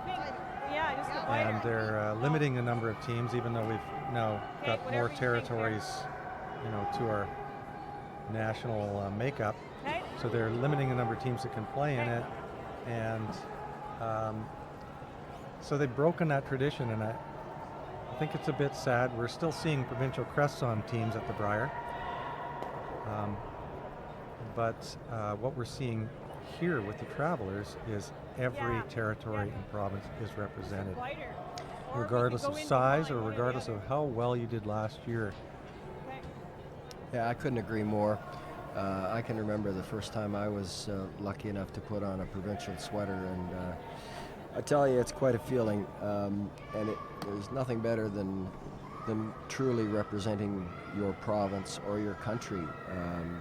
But certainly now with the rules that have changed when you're going into the Briar playdowns, I know when you and I started out, everybody had to play in the same club, and now you can actually get somebody from another province to come and play. And so I agree. This is going to be has the opportunity to become our true national championship for the everyday curler, and I think it's fantastic.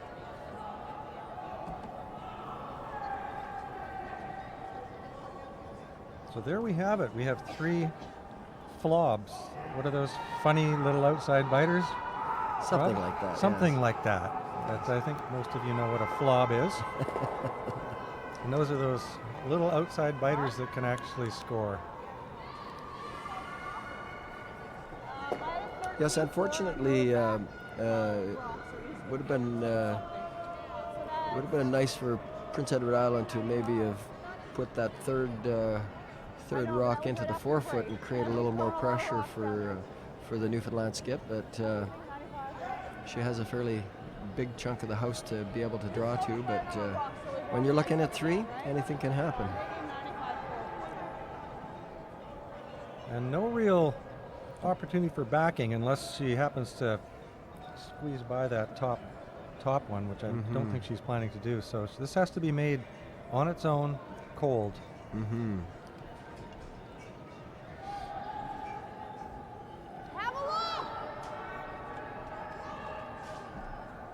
Looks pretty good, Rob. Yeah, I think she's going to be all right. Sweepers did a good job there getting on the rock and keeping it nice and clean right off the bat.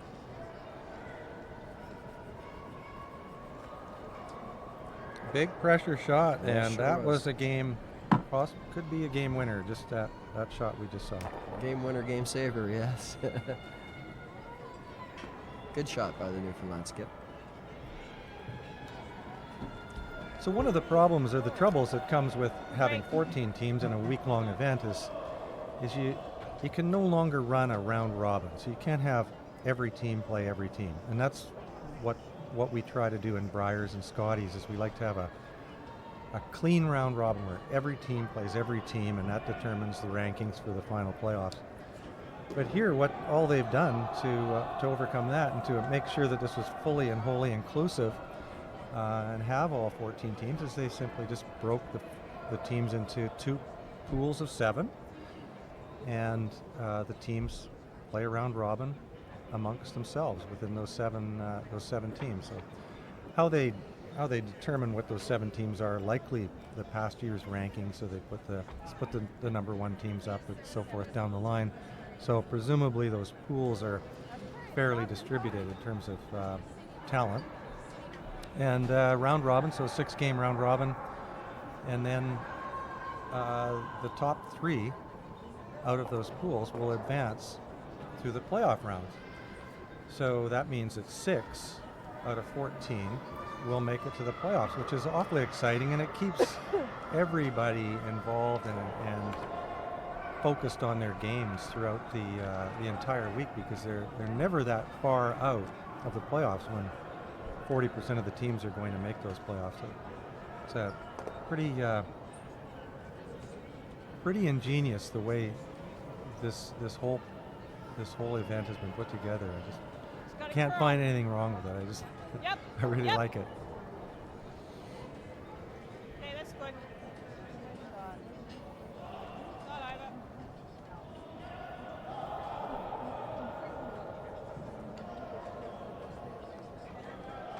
Top team goes to the semi. The 2 teams cross over and play like a quarterfinal, and then they play the 2 number 1 teams. Oh! Yeah! Yeah!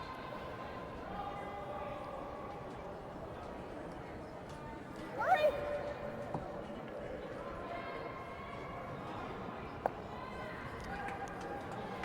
Oh, very nice shot by Newfoundland. Picked that freeze out of there. Same thing.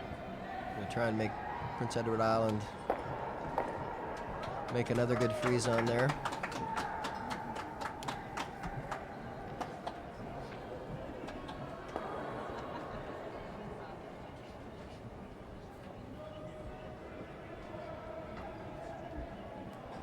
Yep, right up.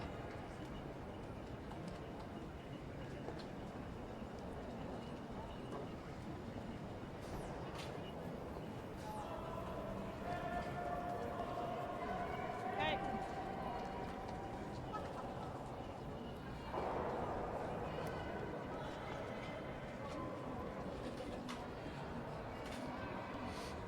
So we were just having a bit of discussion about, well, how do you do a playoff with 6 teams? And the way in which this works is that the first place team from either of those 2 pools will advance to the semifinal.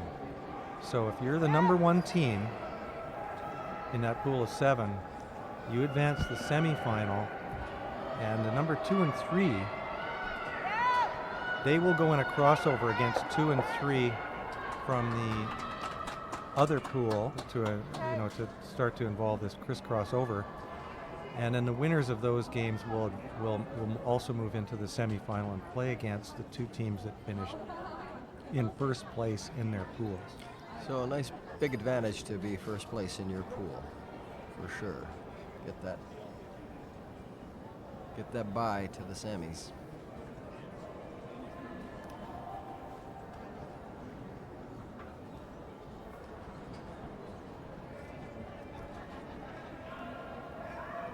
Yep, yep.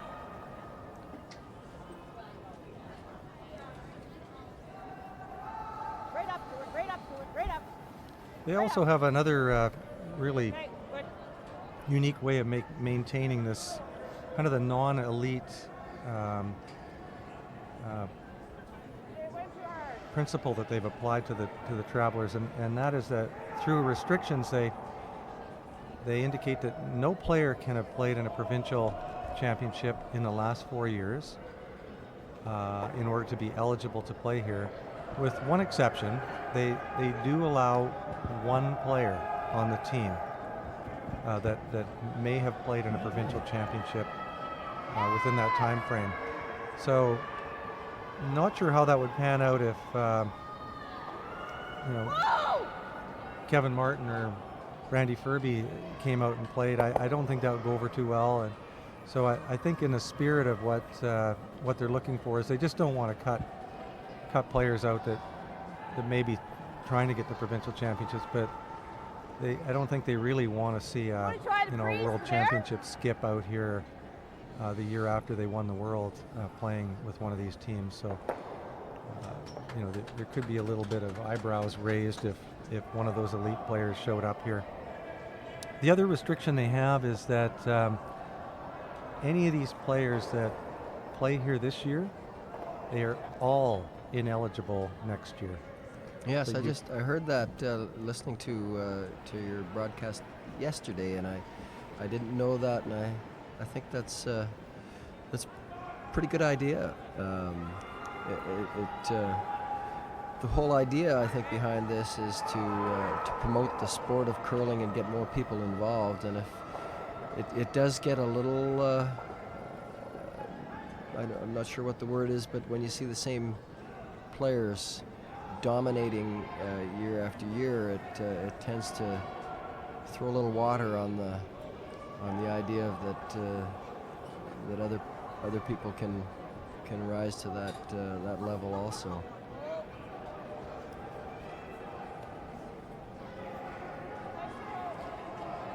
Absolutely, Rob. We, the getting to the Brier used to be you had to win your club, and it didn't matter if you'd won the Brier the year before. You had to get there. What they say, the old-fashioned way. Yes. Start at the beginning like everybody else. But with the sports taking on a life of its own, media and the fans and sponsors, they want those teams back that carried a lot of the spotlight the year before. So they've decided to give that team that won a free berth all the way back to the national championship again.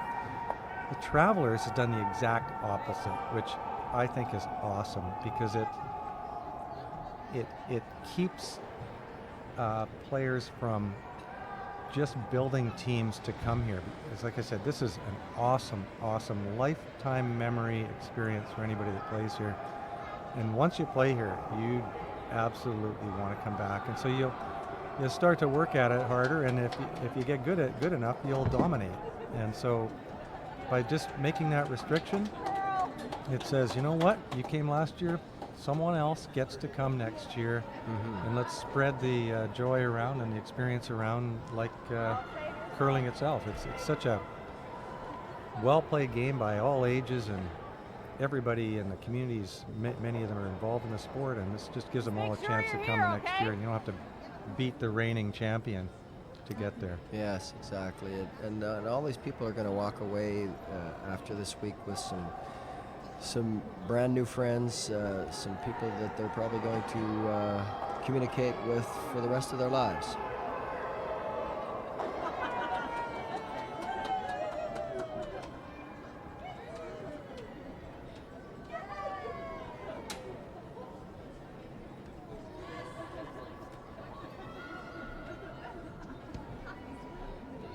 Well, on our neighboring sheet, men's team Newfoundland has taken that game over New Brunswick 8-4. They've shaken hands early. So we won't be seeing much action on the left-hand side here from here on in. Still got a close match going on the next sheet over to the right.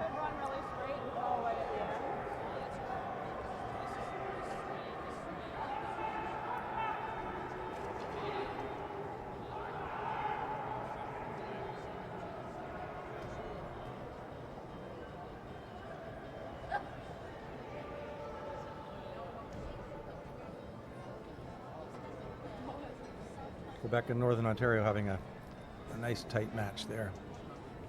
5-3. Northern Ontario's got a chance to lay two.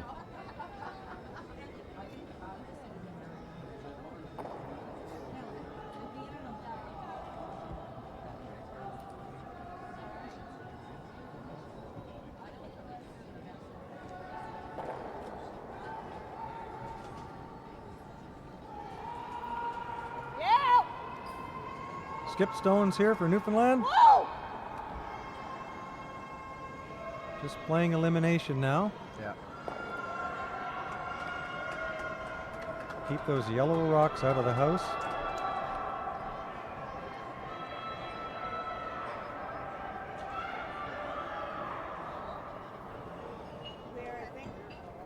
Just on the right-hand side, you see while the camera holds there what's going on the next sheet.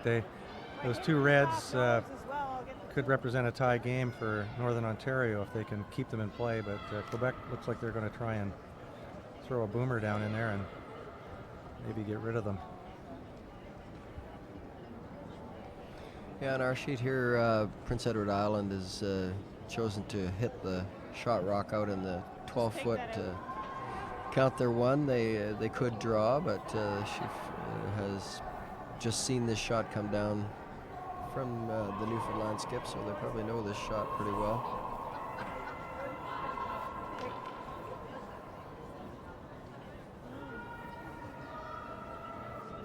Oh, this is not the last shot. You would think she'd be going around that guard. Yeah, I think that would be her best opportunity to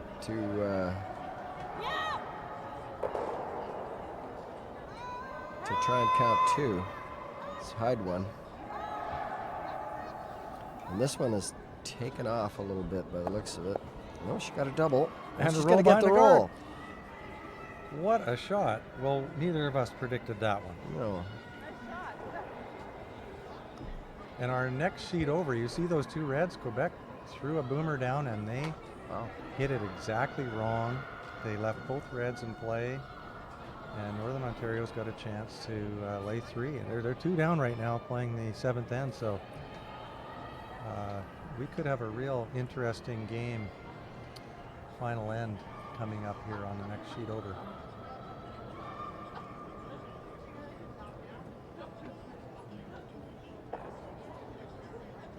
There we go. Thank you. Our great camera crew. See those two reds, and Northern Ontario's going to try and tap that yellow and lay three.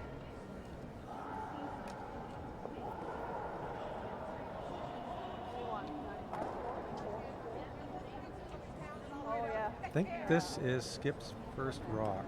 Yes. 1, 2, 3, 4, 5, 6. Yeah, so Quebec still have a chance to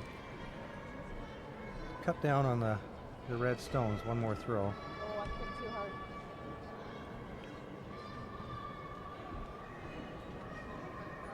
No line. This is a important shot here, so we're just going to stay on this sheet for a minute. We'll come back to our feature game. Needs the curl. Great camera work, boys. Thank you. And girls.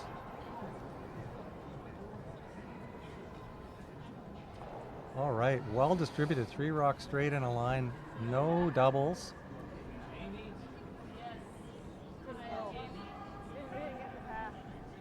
Didn't get to the path. I gotta hit it there. Hit one side. Yeah. Or the other side. Yeah, I guess if I hit it there, or there. Okay.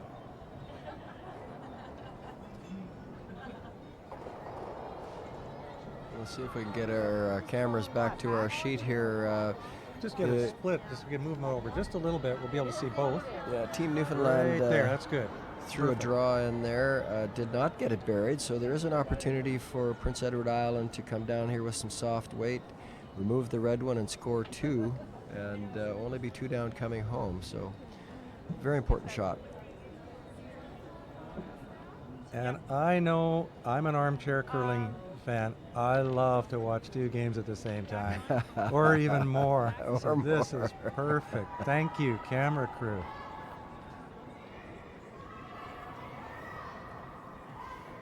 And isn't this nice that they're almost throwing the rock at the same time? Yeah, exactly.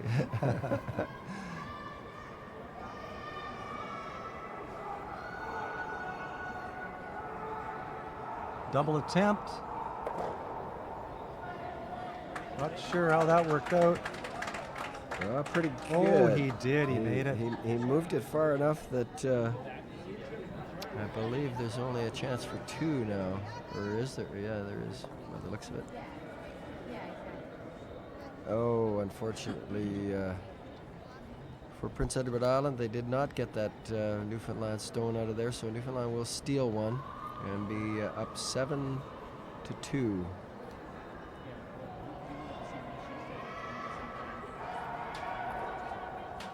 On our neighboring sheet, we're just seeing they're inspecting those 2 outside rocks to make sure the red rock is, in fact, second shot. And it looks like it must be, because they're now going to attempt to take the shot rock out, the yellow. And this will put Northern Ontario into a tie game coming home. A little wobble. They want to throw a couple. They want to throw. They're looking under control with this one.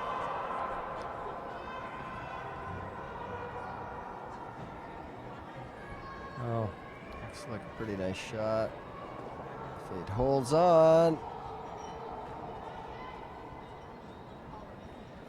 I think he might have held on for 2.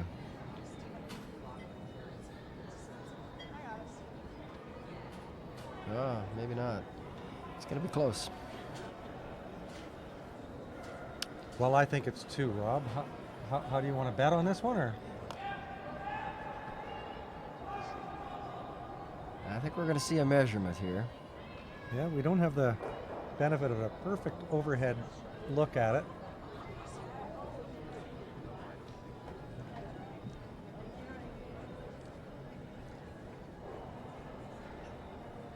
See, the Quebec player lays his broom down. That's an indication that they want to measure. Right. Always makes me very nervous. Oh, Quebec has conceded that point, so that's 1. That's unbelievable. Always very nervous when somebody lays their broom down among rocks that have to be measured, because all it takes is an errant kick on one end of the broom and the other end hits the rock, and then everything's... Yes. You have to be very careful. Yeah, so, yes, get that broom out of the air.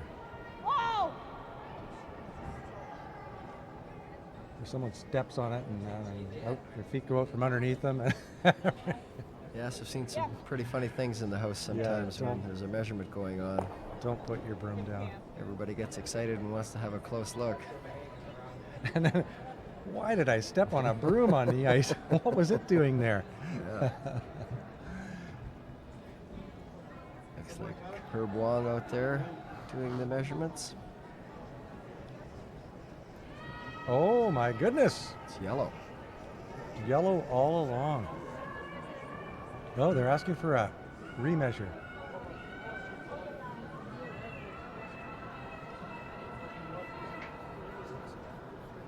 Yep, yep.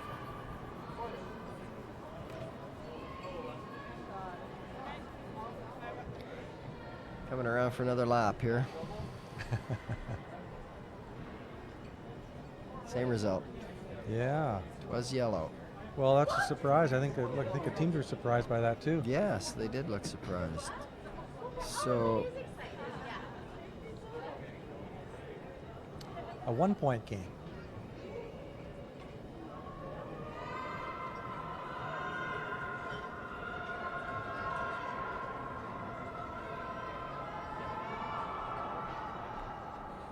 yes. Yep! Yep! Yes! Yes!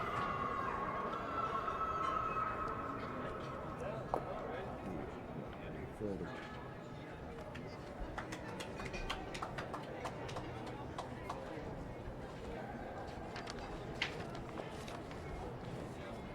Okay, we're going to stay over here on sheet 9 and watch this exciting final between Northern Ontario and Quebec. Our feature game, their teams are just going through the process of running rocks out. There's a 5-point lead for Newfoundland over Prince Edward Island, and there's just a couple of rocks in play at the most, so I think the teams are just using this last Okay. end to That's enough. get a little more practice. Oops. Good luck. You guys do. Good game. Good luck. I like how they fix the jacket. So, oh, even better.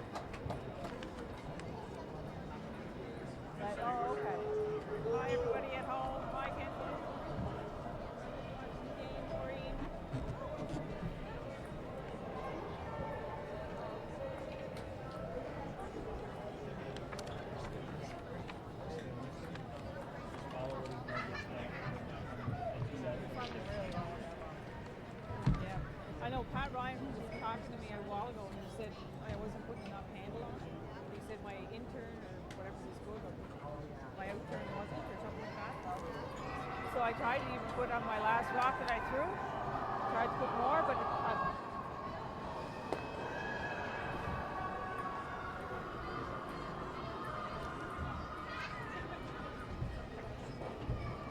Okay, Northern Ontario here trying to get a few rocks in play. Quebec has wisely put a rock just in front of the button behind that guard, and Northern Ontario is not going to be concerned about that rock at this point in time. They want two guards, and they've got them nicely separated, so it won't be an easy double for Quebec.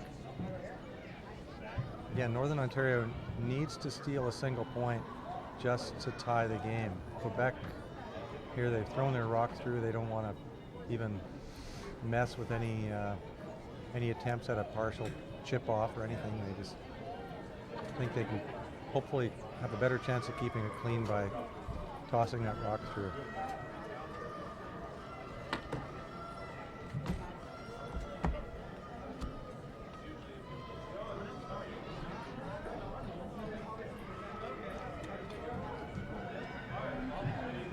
Second man for Northern Ontario, Aaron Rogalski.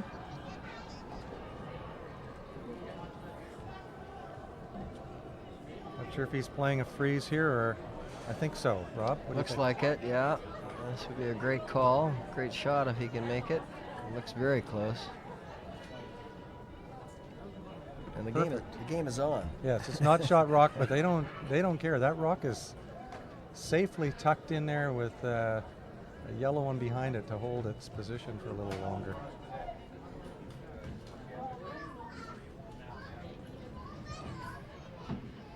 This is Scott McClintock, second man for Quebec, throwing a peel. Looks like he's only going to get a single peel. Yeah, I think what you're going to see here for the next few shots is some guards from Northern Ontario and some peels from Quebec, and it'll get interesting when it gets down to the last couple of shots to see how the strategy plays out.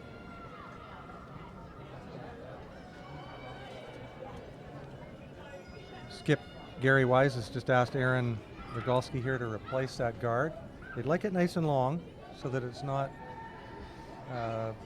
in a position where Team Quebec can remove both of those guards. That's a good shot. Maybe a little bit deeper than he wanted. Yeah, it's good, but it also gives Quebec the chance to remove two Make a and double. roll out. Right. And the objective for the Quebec team here is to remove two and roll out. If you only remove one and roll out, you've really not done anything. Yeah, exactly. I think a lot of times you'll see some teams get so focused on putting that guard in front of the ones they're trying to protect in the house, instead of just realizing that really all you need is a guard here right now. There's going to be probably a good chance that these rocks are going to get moved around before the skip's last rock, and really all you want to do is have a guard that you can get behind and get into that 4 foot and close to the button to make it tough for the opposition. Third man for Northern Ontario, Darren Sirken, being asked again to put the guard up, but you'll see skipper Gary Wise, he wants this rock higher, just over the hog line, so that it's further away from that other guard. More difficult to make the double. Came in probably a little bit further than they like again. Right back to that same spot. Yep.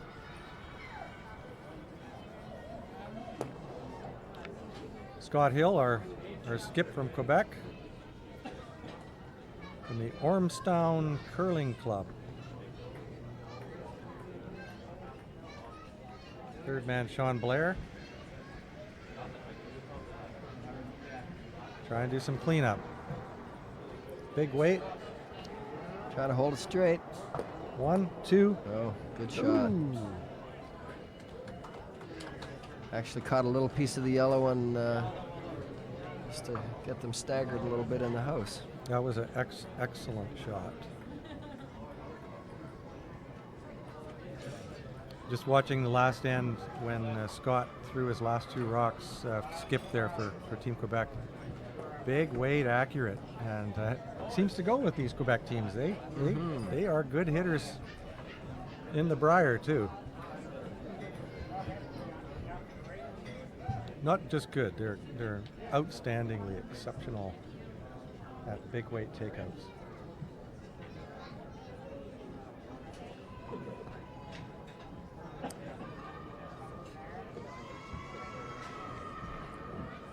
Darren Serkan just replaces that guard. This is a nicer setup for this team that wants to steal, because the Quebec can't run that rock in, or they actually could risk sticking it there and leaving a guard. And right. Lo and behold, they might have 2 buried behind their own rock. So they just have to rip this off and just try and count down the number of rocks left in the end. They're going to have to make some kind of a shot though to win this game, as it's set up right now. Good peel.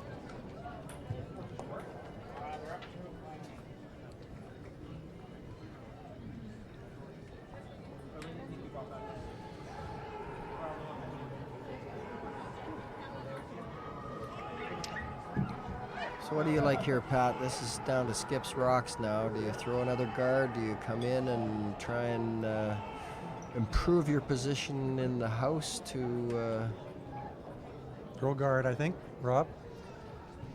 I know it's kind of counterproductive because you have to get to that red rock eventually, but I'd probably want a guard that was favoring, as the way we're looking at it, just to the left side a bit, so that red one was half exposed, so that I could come around with an out turn and tap that on my last rock. Exactly, yes. But, you know, if you make that perfect guard, Quebec could turn around and just pull an out turn down in your way. There's always that chance. But teams tend not to do that. They will tend to hit and deal with the problem later rather than trying to close the door.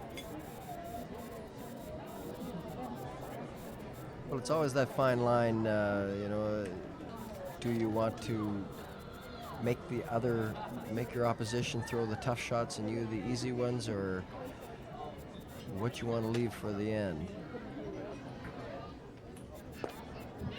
Gary Wise delivering his first stone here in the final end.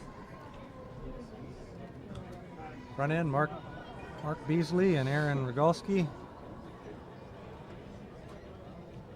Taking it, they like to have this one about halfway or a bit more, maybe. Mm-hmm. Weight they looks need enough. great. They do need enough room to be able to get around themselves and tap and move 2 rocks. So too close could have been a problem, but here you see the Team Quebec is just electing to rip that off.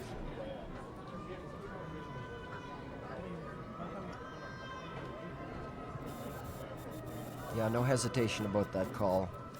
He knew what he wanted to do. I think we didn't introduce the lead on the Quebec team. Taylor Lamb and second Scott McClintock are going to be sweeping this one. Scott Hill delivers.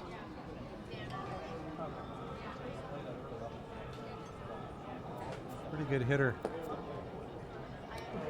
Mm-hmm. Never in doubt.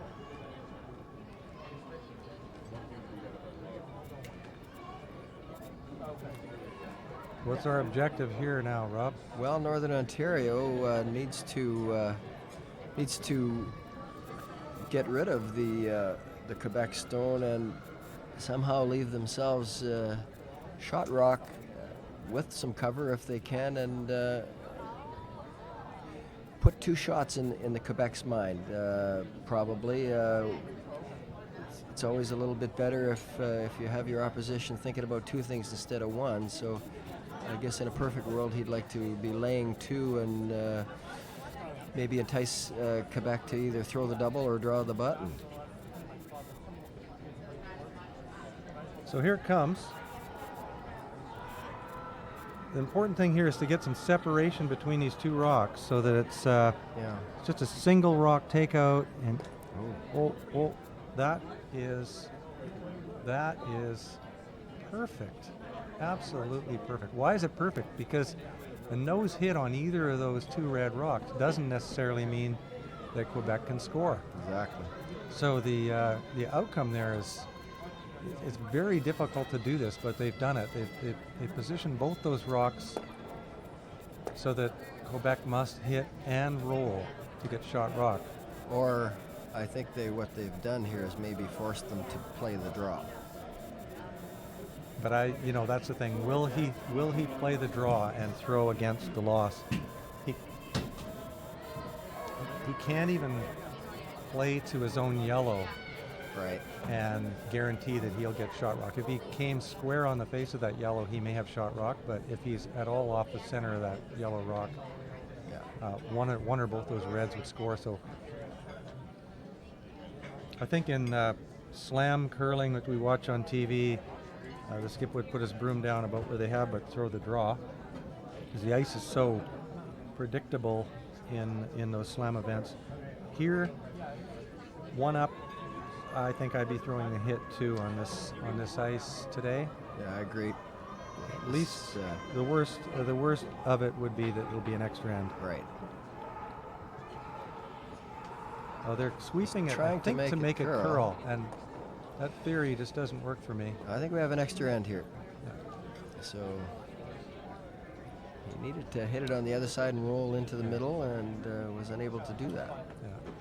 You see the team, the sweeper there, was sweeping that rock even though it was needing to curl. And what we're seeing this year is some confusion and also some different thinking or theory being applied. Last year, with those darn illegal brooms, teams were kind of putting a scratch on the ice that made rocks curl and slow down. And so when we watched on television, we saw teams sweeping the outside of a rock that was clearly wide and about to miss, and they would make the rock curl. That was a kind of a dark time for us, I think, in the sport of curling when we weren't really seeing shot making, but more stick handling happening. And now this year you still see a hangover of that same thing happening, where some teams think that it makes a rock curl when they sweep, but the fabric now that's applied underneath all of these brooms has been standardized because of the dark days of last year. The whole sport has created a rule that you have to have a fabric that does not scratch the ice. And so all of these teams out here are using those sanctioned brooms. And why I'm going on about this is that I believe now there is no effect that would cause a rock to curl if you sweep it on the outside edge. Yeah, I think over this year and next year we'll see a lot of things hopefully standardize again. It made my head hurt last year watching what the teams were doing and the curlers were doing. It was like technology was kind of hijacking our game, and I know a lot of traditional curlers certainly didn't like it and let it be known. Well, I was at the Briar last year as a coach for Team Cotter, and I'll tell you, sitting right behind the scoreboard and watching what some of those teams were doing with the brooms was, well, Rob, we're old timers, but we were back in the days when there was corn brooms and push brooms, and there would have been a fist in the nose real fast back then. But somehow this crept in so quickly last year. The officials had no idea what was going on. Even the players at the Briar were in shock watching what some of the teams were able to do with these rough surface brooms. And by midway through the Briar, the teams all had to start doing this and against their own principles, just to stay competitive. Well, to actually junk a rock to make it go where it's not supposed to go, but you had to because your opposition was doing it. So it became just a from my perspective, a bit of a disaster, a disgrace to the sport that we've played for 100 years without that going on. And there used to be rules in effect that disallowed it, but with the ice being so clean and polished, that those rules vanished from the rule book. So there was nothing to stop teams from doing that, and yet, you know, if you didn't do it, you were going to lose. So it was a very tough time, as you say, for many of those players. Came in the locker room, and not just one, but several of them said they will quit curling if this is not fixed. And these are elite players. And none of them have quit, but you know, that's just how they felt after they watched it happening in our national game at the Briar. Well, what I seem to see happening was throwers would intentionally throw a rock offline and allow the sweepers to bring it back online. I've heard somebody say the term joysticking a rock down the ice, and that's almost what it was like. And it was really hard to watch for anybody who's been playing the game for a long time. And how dramatic it was. Honestly, you could sweep a rock and you could curl it backwards all the way down the sheet, and you could bury behind a guard counter to the turn that was thrown on the rock by sweeping it on the other side. So really, the turn of the rock handle of the rock had nothing to do with where it ended up. It was just all about, as you say, joysticking the rock. Or you could take a hockey stick and stick handle it down and just whack it to where you want to be the same thing almost. But thank God, you know, the World Curling Association, hats off to them for responding so quickly, because they saw the Briar and they tried to implement rules just before the World Championships last year. That was kind of a failed attempt to do that at that stage of the game. So each of the teams had brooms that could do that, and they made their way through it. So kind of a year of curling with an asterisk beside it. Well, I think you know as well as anyone how slowly rules change in just about any game, you know, because of tradition and past histories and all kinds of things. And it just goes to show you how dramatic and how bad a situation we had got to, that, like you say, hats off to these associations that got on it so fast and I think have got it back in the right direction and made the correct decision. Great point, Rob. I thought it would take 3 years of disaster before that would be corrected, and it was corrected just with the one year. It was a great year of curling. We all saw every player shooting 7-8% higher than they ever have in their life, and every shot was made, and every run back was made, and every draw and every freeze and every tap and hit and roll was made perfectly. So it was kind of neat to watch, but also kind of, as a viewer, very predictable. You knew that the shot would be made. So it was on one side it was neat to watch every shot being made, but on the other hand, to respond so quickly and change the rules and right the game within 1 year, I am very happy about that. So back to our game here. Team Quebec, Yellow Rocks. They have the hammer here in this extra end. The teams nicely have kicked the rocks back to the other end, so they're going to play towards the home end for us. And Team Ontario, Northern Ontario, they've got their guard up. They've got a rock frozen. Looks very similar to the last end at the beginning. It's identical. And as you know, it worked out all right for Northern Ontario. They were able to get their stolen point in the 10th end to force this extra. Sure, the standings.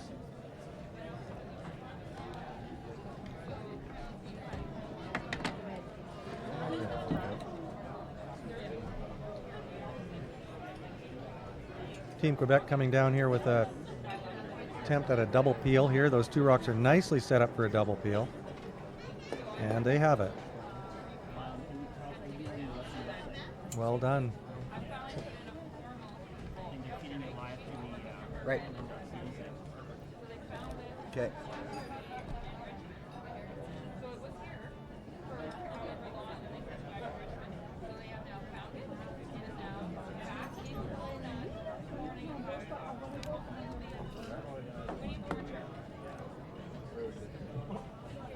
Or in Ontario here, they're just going to replace that guard, and if all things carry on, this will carry on until the last rock. They'll put a guard up, Quebec will peel it. They'll put a guard up, Quebec will peel it. But this is a sport, and it is curling, and not always do things work out as planned. So we'll see what happens here.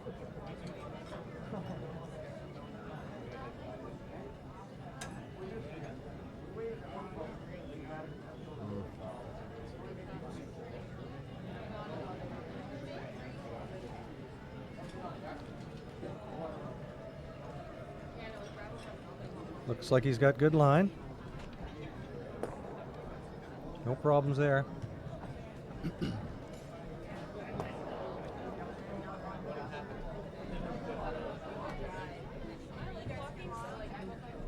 And as Rob, as you'd mentioned, this is shaping up identically to the last end. Even those two rocks are sitting in the same position, a little bit staggered. They look like the same spot, yeah.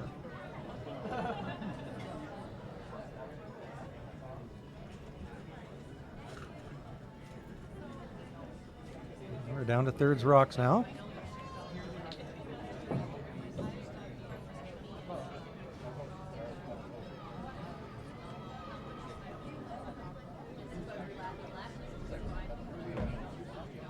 Front end just keeping that clean.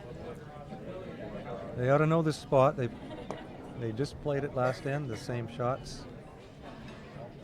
In fact, I think if we were to just play last end, we'd be seeing the very same shots from both teams.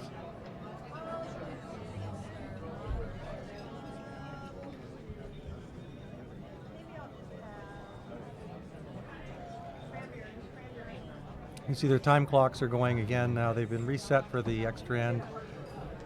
They're allowed what's called thinking time, and that's only the time that goes here while the skip is considering the shot and while the player gets ready to throw. As soon as he starts moving forward, that clock will stop.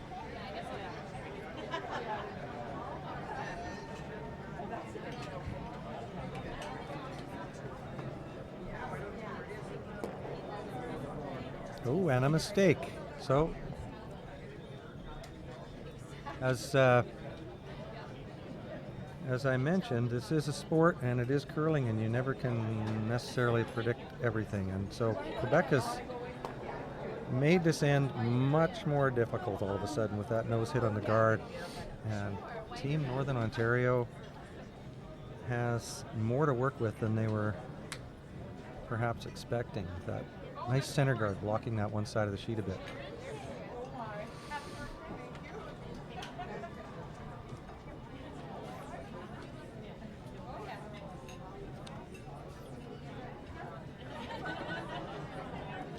Looks like they've decided to come around this a different from the other side here. The out turn. Yeah, this makes sense with that guard being just off the center line, and he's coming in a little bit strong, so they're hoping to do a little bump and flop, and they've done it. It's have they left a pocket for a double? They may have inadvertently taken away that yellow rock that was actually a saver. So the one good thing that has happened is they've taken Quebec's eyes off that guard now, and the play is going into the house, so that guard will remain out there, and Northern Ontario will have a chance to use it. good point, Rob.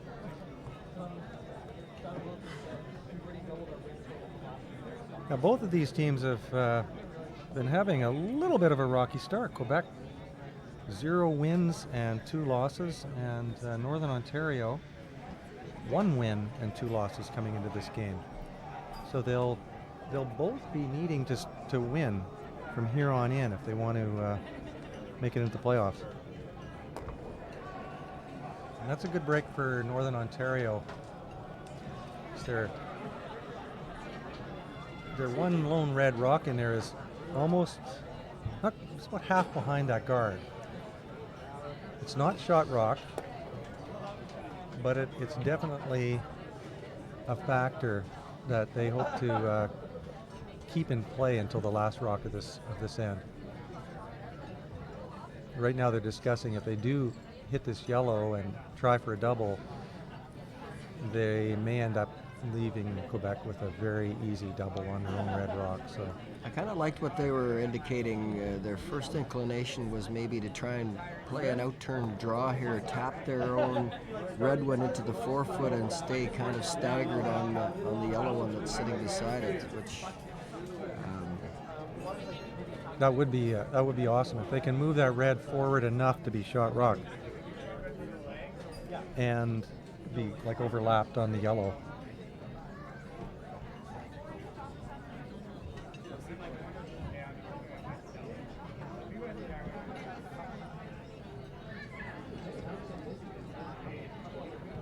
You know, that call that he just looked at is a really good call, because the way this ice curls, if they come in with an in-turn from out there where this Northern Ontario skip is standing, it can come by the guard, curl a bit, then come by the red rock, their own red rock, curl a bit, and come right into the button.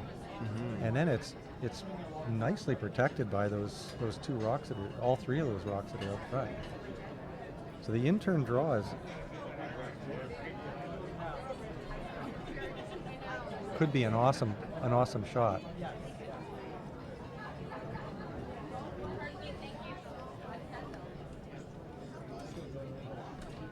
As it stands, that back yellow rock is shot rock by,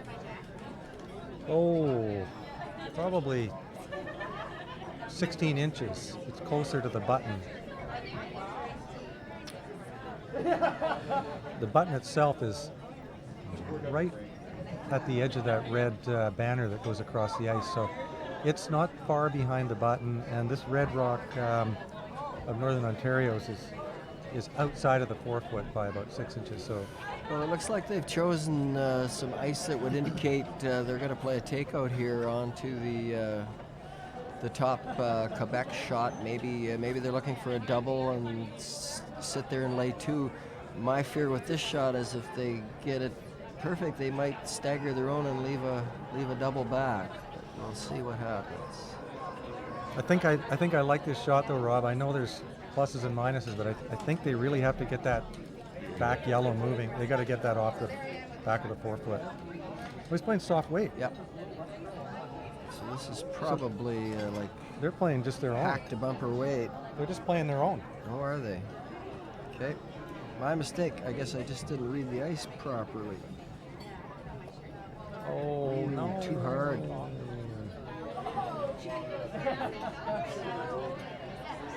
Now, I don't know what they were playing with that weight. That was too much to bump their own and not enough to bump the yellow. So I think they were playing on the yellow and it just over curled, yeah. So he just didn't have enough weight. And that rock just over curled on him. So Quebec have the opportunity to hit the top red and yellow pairing there, but they've chosen to play the in-turn come around. And if they make this really good, they might not leave Northern Ontario much to shoot at. I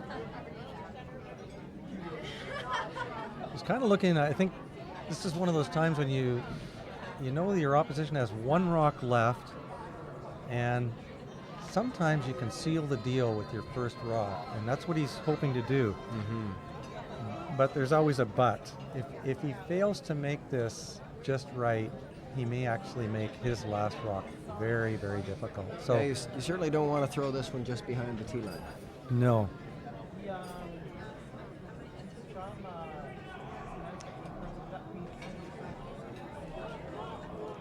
Got a little bit of weight on it. It's going to be back to the tee line. This is going to be behind the tee line. Too heavy, yeah. Yeah, that is the danger. Now you've also just shown your opposition how to come down there. Now, the way those red, yellow are frozen together, if Northern Ontario does make a good one to the button around those two, Quebec will have a chance to hit their yellow rock. You can see a little more than half of it, and if they do, if they can hit it, they may be able to hit it on an angle into the red rock. Presuming on the basis that Northern Ontario puts their red rock in behind those. So that there is an out for them possible. Yes.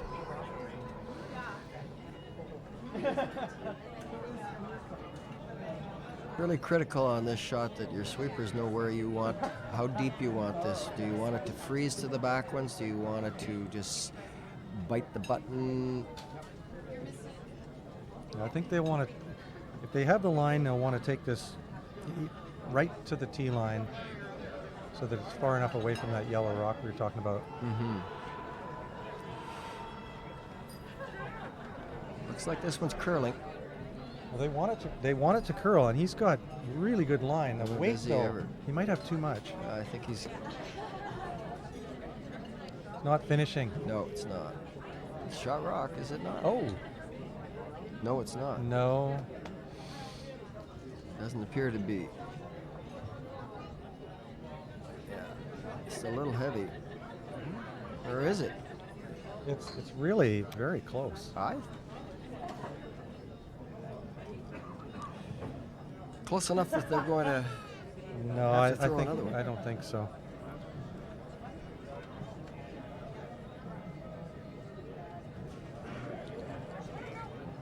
Well, all of the people upstairs are leaning forward trying to figure it out, so it's we're not the only ones wondering. Right. He obviously he went down there quickly to throw it, almost as though red was counting, but I really don't think they are. So this would be a real shame if somehow he this shot backfires and something miraculously unfortunate happened. I don't think that's going to happen. He's got pretty good line. I'm not sure if they'll get it there.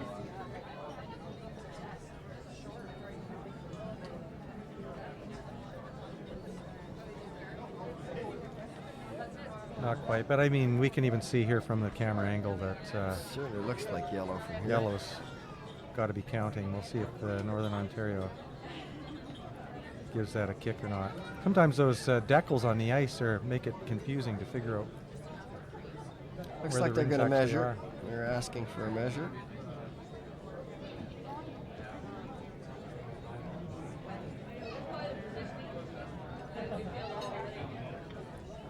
Okay, well, I'll take odds on this one.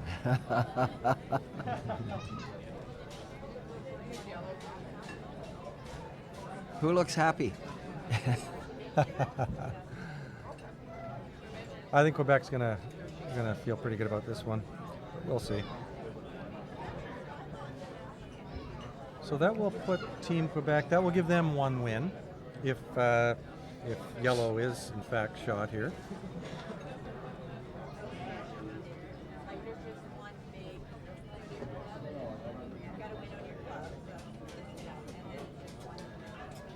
Northern Ontario has one win. Is that right? One win? Yeah.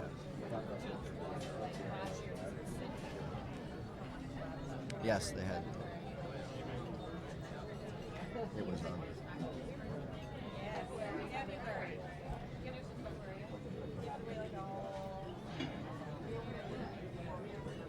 Northern Ontario has one win. So this would be Quebec's first win if they win this measurement, which I think they're going to.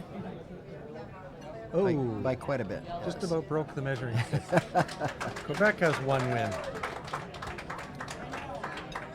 So they're both 1 and 2 here, following this draw, and still some more curling to go. Thanks for joining us at the Travelers Canadian Championships. I'm Pat Ryan, Rob Kofsky in the control booth, and from all of our crew and staff out in the trucks and up on the satellites.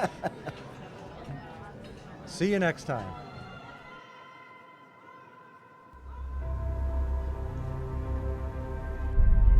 This ice is everything. It's where I come to feel close to her, to feel whole. This building helped raise me when my mother no longer could. When I step on the ice, she steps with me. My dad is my rock. We're a team now, like the four of us when we step on the ice.